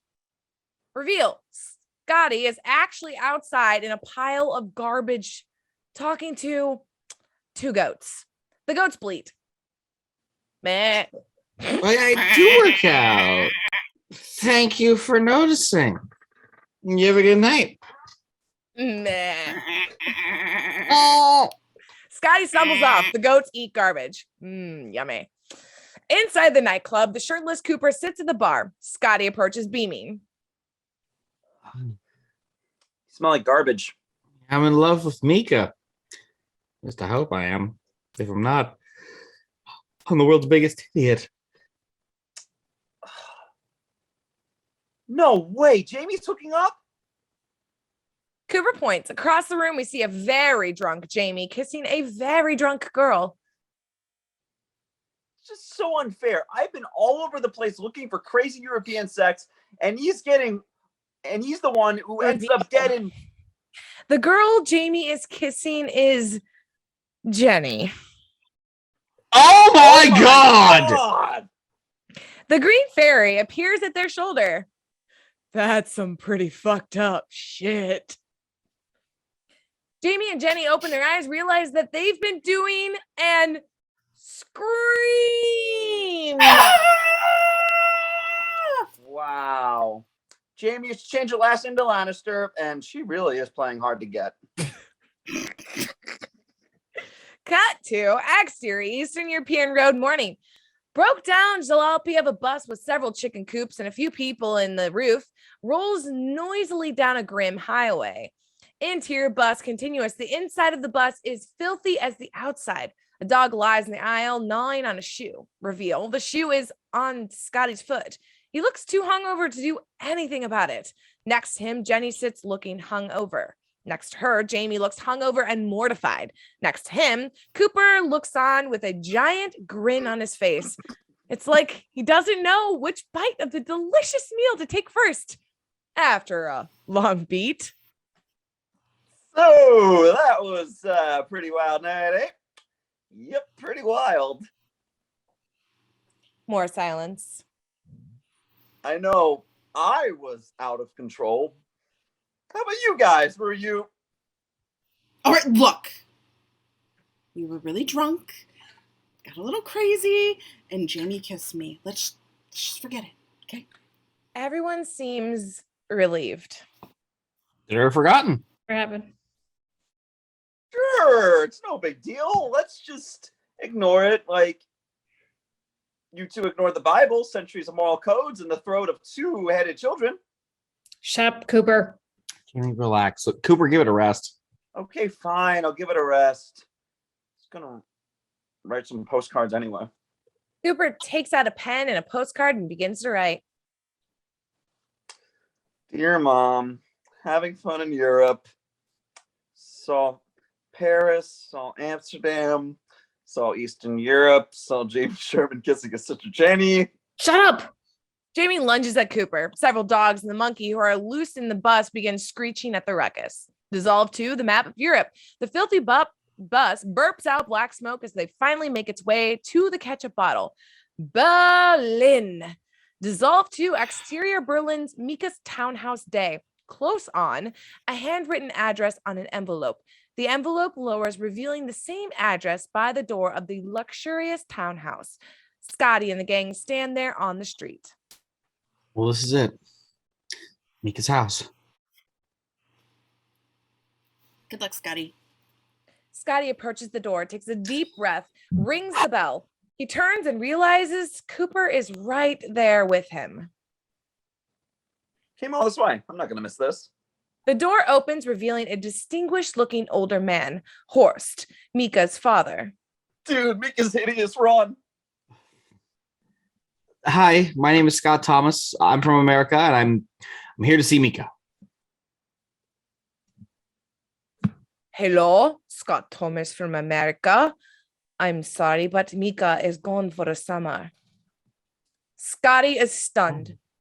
Interior Mika's house, the study, a little later. Scott and Cooper sit talking with Horst in a nicely appointed study.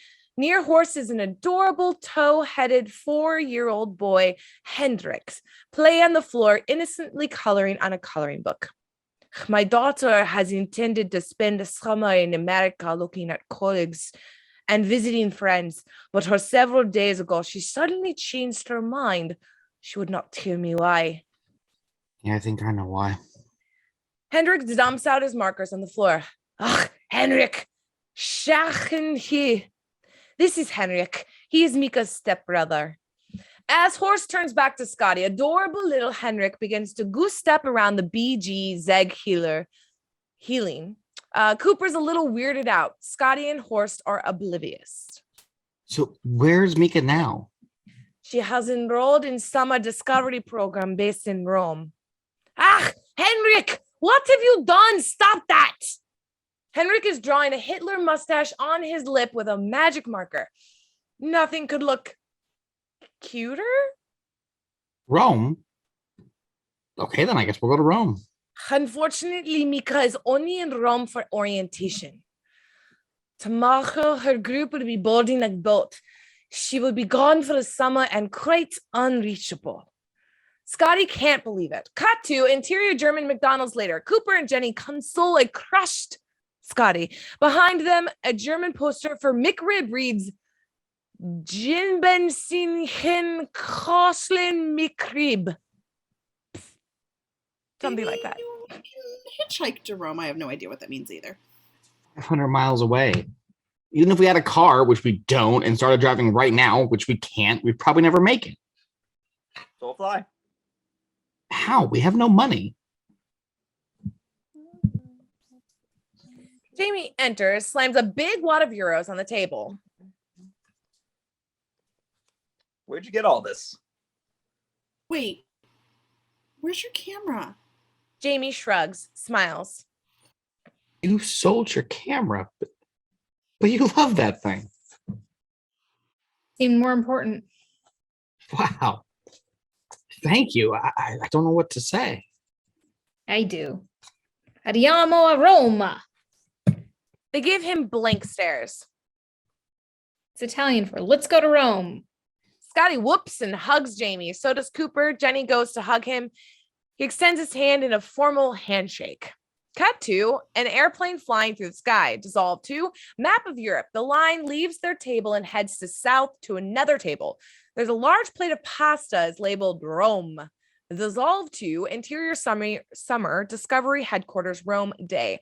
A small office whose reception area is covered photos of ships and smiling youths sailing on them. Jamie checks out the photos as Cooper and Jenny sit in the corner on a couch and Scotty stands at the reception counter talking to summer discovery employee. I'm sorry, no. Please.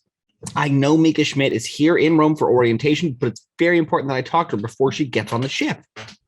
I cannot give out information on our students. Can I talk to someone else, please? Is your supervisor here? The employee heads to the back. Scotty paces around. Cooper looks at the photos lining the wall of past trips. Oh, bunch of young, hot-blooded Europeans packed into a tiny boat. Must be like one giant orgy. Sorry. Well, well, well, what a small world it is. Scotty turned to see someone approaching the reception desk. It's Adam Lane, who wears a polo shirt with the Summer Discovery logo and pin that says supervisor. My office manager told me there was an American out here causing trouble. I should have known. Adam Lane. Cooper, Lane. I said Lane. what are you doing here, Adam? If you had bothered to treat me like a human being, you know I've spent the last 3 summers on Summer Discovery. And this summer, I've been hired as an administrative assistant for the entire Europe summer program. Wow. So you can tell me where Mika Schmidt is right now. I set the whole itinerary. Of course I can tell you, but I won't. You see, the goons spent the last 4 years TPing my house and filling my locker with fetal pigs from the bio lab. You didn't do that. Yeah. And while you had your fun, I was applying myself. And now I'm reaping the benefits. So let me, the ant, give you, the grasshopper, a little education in just desserts. You get a look at this itinerary when you pry it from my cold, dead. Smash cut to exterior Summer Discovery office. Moments later, Adam is duct taped to a tree. Nearby, our gang looks over the itinerary. You bastards! My day will come. I thought this was it, but it wasn't. But it will come. Boy, this brings back a lot of memories, Adam. Do you think you'll be tied up at our 10th reunion? Here we go. Mika's group is supposed to tour the Vatican in a half hour. They head off. Someone approaches Adam. Signori, can you untie me, please? Reveal, it's the creepy Italian guy. Buongiorno, mi bello. As the creepy Italian guy begins to loosen his tie. Ooh, cut to exterior Vatican Square continuous. Throngs of people fill the square. A group of students from Summer Discovery tours are being gathered together by a tour guide.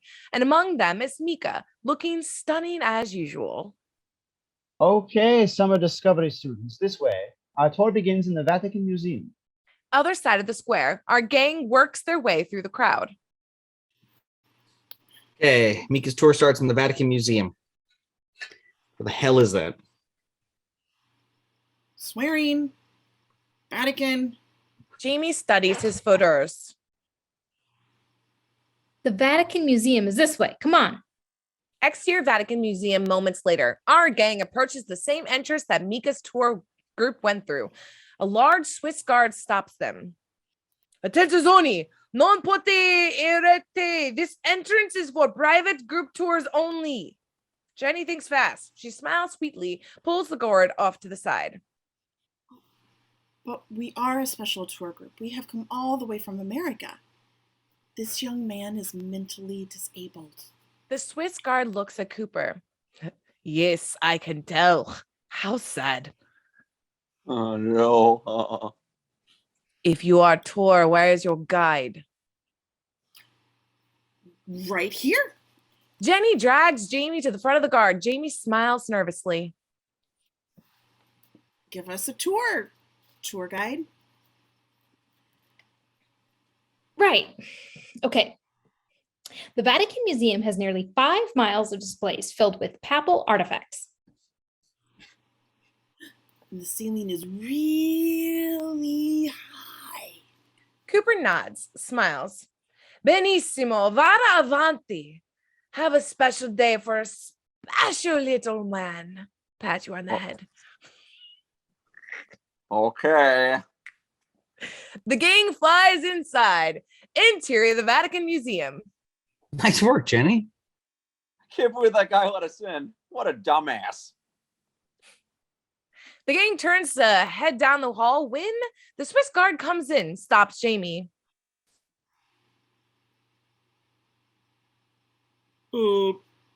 Pardon. One of our English-speaking guides has called in sick. Will you take these people also? The guard points to a big group of real tourists. Uh-oh. Dissolved to interior Vatican building moments later. Jamie nervously leads a tour group comprised of real tourists and our gang. Okay, I'm Jamie, your Vatican tour guide, and this is the Vatican. But you know that. We are currently in the Rotunda, which houses the famous Laocoon sculpture. Oh my God, there it is. Don't you see this every day? Yes, but I am still stunned by its beauty. The tour group is impressed. Scotty gives Jamie a speed it up signal. And if you look that way, you'll see the Pope's racquetball court. As the tour returns to look down the hallway, he motions, go, go, go to Scotty and Cooper. They give Jamie a thumbs up and peel off as the rest of the tour turns back to Jamie confused. Just a little tour guide humor. Now, let me show you where the College of Cardinals elects a new pope. When this happens, white smoke is sent up from the Vatican. Interesting trivia. The smoke is white because, well, you probably don't want to hear about that. No, we do. Really? Well then, the ballots are made of a special paper with high magnesium content that when burned... Cut to interior Vatican hallway. A priest walks down the hallway. Once he's past, Cooper and Scotty pop up from behind a column. I had a dream like this once. Scotty gives him an odd look as they run off. Interior Vatican building moments later, Mika's tour group stands in a large hallway, listens to the tour guide. Through that door is the Appartamento Papale, or papal apartment. We are obviously not permitted in there. What is this? Mika points to a ceremonial brocaded silk cord hangs from the ceiling, encased in an ornate glass and gold leaf case. The whole thing is protected by a velvet rope. Ah, that is the bell of San Marco. When the Pope dies, the Cardinal Vicar of Rome rings this bell to notify the people of Rome. Next, we will view the Sistine Chapel. Follow me, please. The group files through a doorway. A beat after they're gone, Cooper and Scotty come in. I think I heard them. Which way did they go? That way. Definitely. I'd stake my reputation on it. Scotty tries the door. It's locked. It won't open. There's got to be a way. Maybe this opens it. Cooper yanks on the bell cord. That's not going to do anything. Hey, this one's open. He opens the door to the Pope's private dressing area. They head in. We hold on the cord, which still moves up and down. We tilt up the cord towards the ceiling and dissolve to Vatican Bell Tower. The bell of the San Marco rings deep, sad notes. Dong, dong. Outside the plaza, the crowd hears the bell, reacts in horror.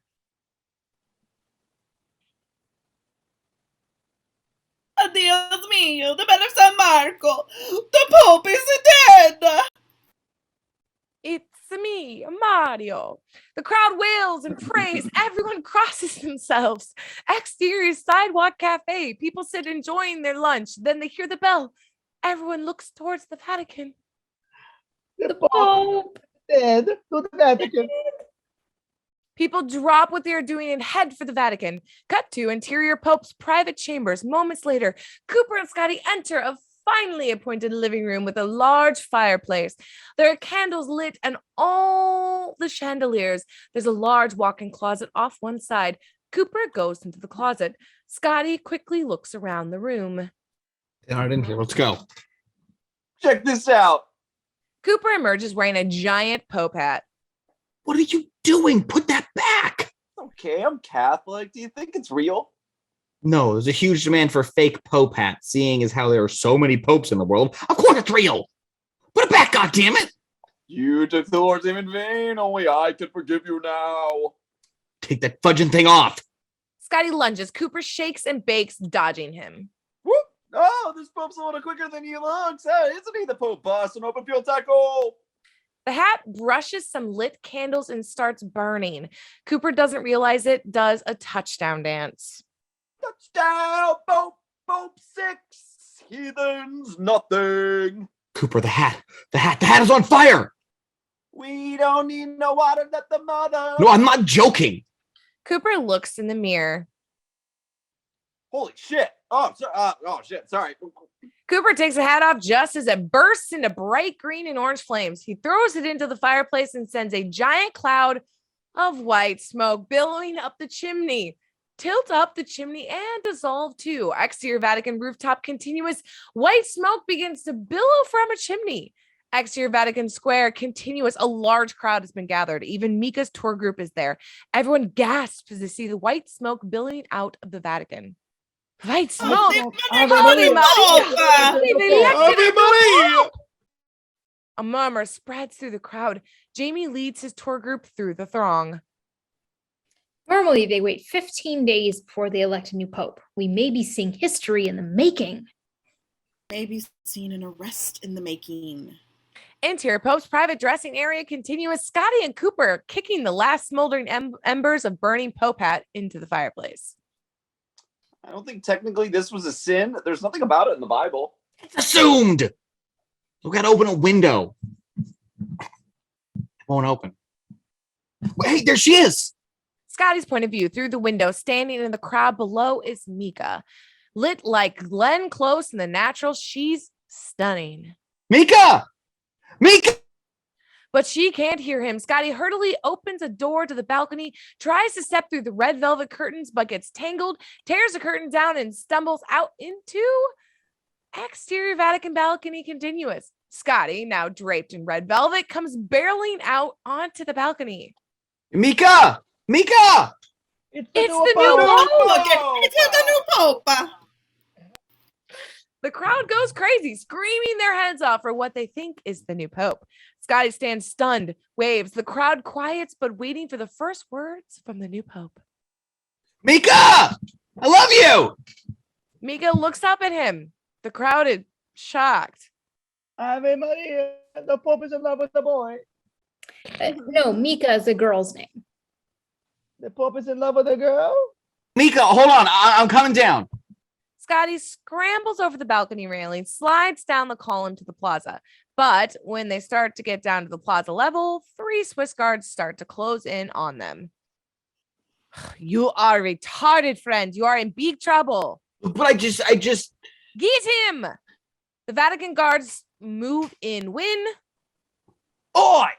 Keep your mitts off them lads. They're with me. Mad Manyard and the hooligans step in front of the Vatican guard, who don't want to tangle with them. So you got to say, mate? Oh, I always knew the Pope was a mate. Scotty runs up to Mika, who stares at him in amazement. Look, Mika, I spent this whole trip trying to figure out what to say. I wanted to be witty and charming and romantic, and I wanted to tell you how much I care about you. And I wanted to tell you how much I liked you as a person, even before I realized you were the most beautiful woman I've ever seen. But I didn't know how to say it. But I just figured it out. And it's really simple. I love you. I love you, Mika. The music swells. Mika smiles, opens her mouth, and says the words Scotty has been dying to hear. Who are you? The music screeches to a halt. Scott, from Ohio? Your pen pal? Mika looks puzzled, and so does the crowd. Scott? Scott Thomas? From Ohio? What are you doing in Rome? Traveled all the way across Europe. I got chased by naked men. I met 70 uncles I didn't know I had. I showered in a sink, and I did it all to be with you. What do you think? I think maybe you've made a big mistake. There was an oof from the crowd. Oof from Jamie and Jenny. Oof from the Swiss guard. Cooper and Mad Minier shake their head. Blood and sand. That crowd are praying team. Right in the clogs. Dissolved 2 exterior Rome Street a little later. Scott and Mika sit on a bench having a heart-to-heart. I don't understand. What did you think was going to happen? You were going to come here and say some magical words and we would go away together and be in love? Oh, I just thought we got along so well, and We did get along well, but there's so much we hardly know about each other. 3 days ago, you thought I was a man who was going to make a wind chime from your... yeah, I know. You're right. Guess never thought about it all the way.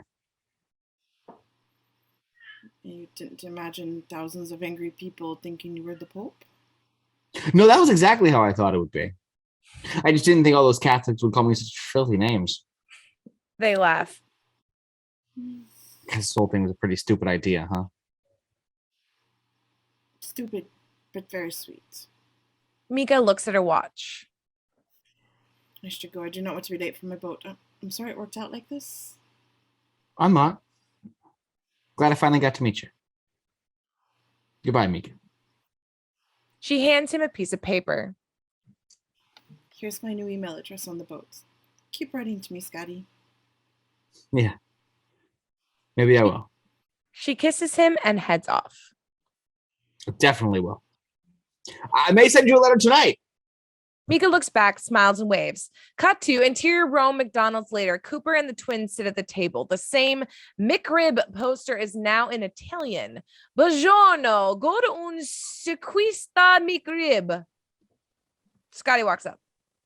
So that's it. She's getting on the boat. Jenny gives Scotty a hug. and you all right? Yeah, I'm good. Actually, really good. Coming to Europe was probably the best decision I ever made.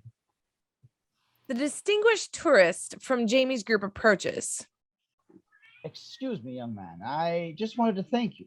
You were the most knowledgeable tour guide I've ever had. Thanks, but I'm not actually a tour guide. I've just read photos enough to have it memorized, although I did catch a couple of mistakes. You don't say. How would you like to fix them? Excuse me? That's my guys. I'm Carl Photo. Dissolve to interior Rome airport, departure gate day. Scotty, Cooper, and Jenny have bags. Jamie does not. It's an amazing job. Voters is going to send me to every museum and cathedral in Europe and pay me to do it. Well, if you're gonna stay, you may need this. Cooper hands Jamie a disposable camera. Disposable camera. Thanks, Cooper. Hey, one picture's already been taken. I got something special for you. I think you're gonna like it. As Jamie laughs, Cooper's phone rings. He answers it.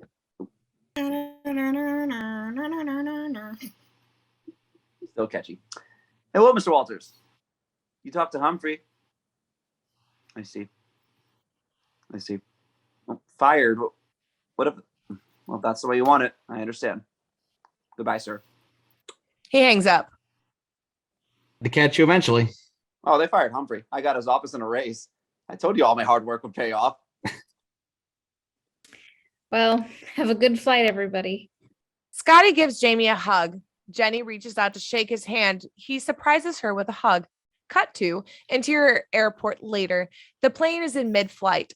Cooper, Scotty, and Jenny are in their seats. Scotty writes a letter to Mika. Jenny looks over at Scotty, turns to Cooper.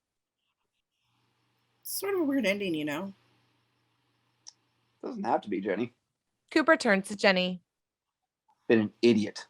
Spent this entire trip chasing after empty, meaningless sex when everything I need has been sitting right next to me the entire time. It's you, Jenny. Be with me. He looks longingly into Jenny's eyes. Beat. Then they both crack up laughing. Did you buy it even for a second? Right. Get your hand off my leg. She punches him playfully. However, if you'd care to join me in the loo for a bit of a knee trembler, leave the door unlocked. What? Are you serious? I didn't fly all the way across the Atlantic Ocean not to have crazy European sex. She winks, gets up, and heads towards the back. Cooper sits for a beat, trying to look cool. He flips through his magazine 30 pages at a time. 1,000, 2, 1,000, 3. Oh, the bucket. That's enough. He hurls it down and leaps out of his seat and hurries after her. Scotty stops him. Hey, Cooper, sit down a sec. It's important. Cooper reluctantly does. Did I ever tell you the moose story? I was up in Maine in my cousin's cabin. Cooper bolts out of there. Scotty laughs, goes back to his letter. Dear Mika, the flight home was very interesting. We hear the clickety clack of computer keys as we dissolve to Interior Scotty's dorm room fall close on a computer screen. Pull out to reveal Scotty's on the computer writing an email. He's in a college dorm room that's barely unpacked except for the computer. Super Oberlin College 3 months later. Greece sounds incredible, Mika.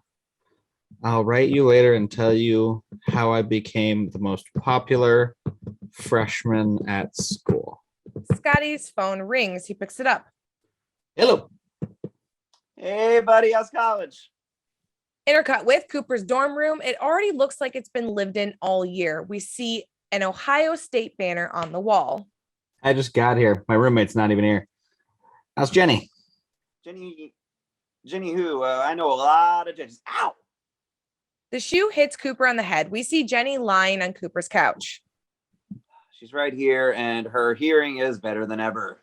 There's a knock on Scotty's door. Oh, it's my new roommate. Scotty opens the door. Hi, I'm Scotty, and you are. It's Mika with luggage.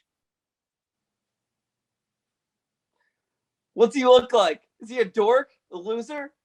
Or is he cool? He better not be cooler than me. Is he? Scotty drops the phone without ever taking his eyes off Mika. He's stunned. I just got your last email. What are you doing here? Went to college? Scotty can't believe it. You're going to school here. What dorm? This one. Room 214? She holds out a piece of paper. It says room 214. Scotty looks at the door. This is room 214. How is this possible?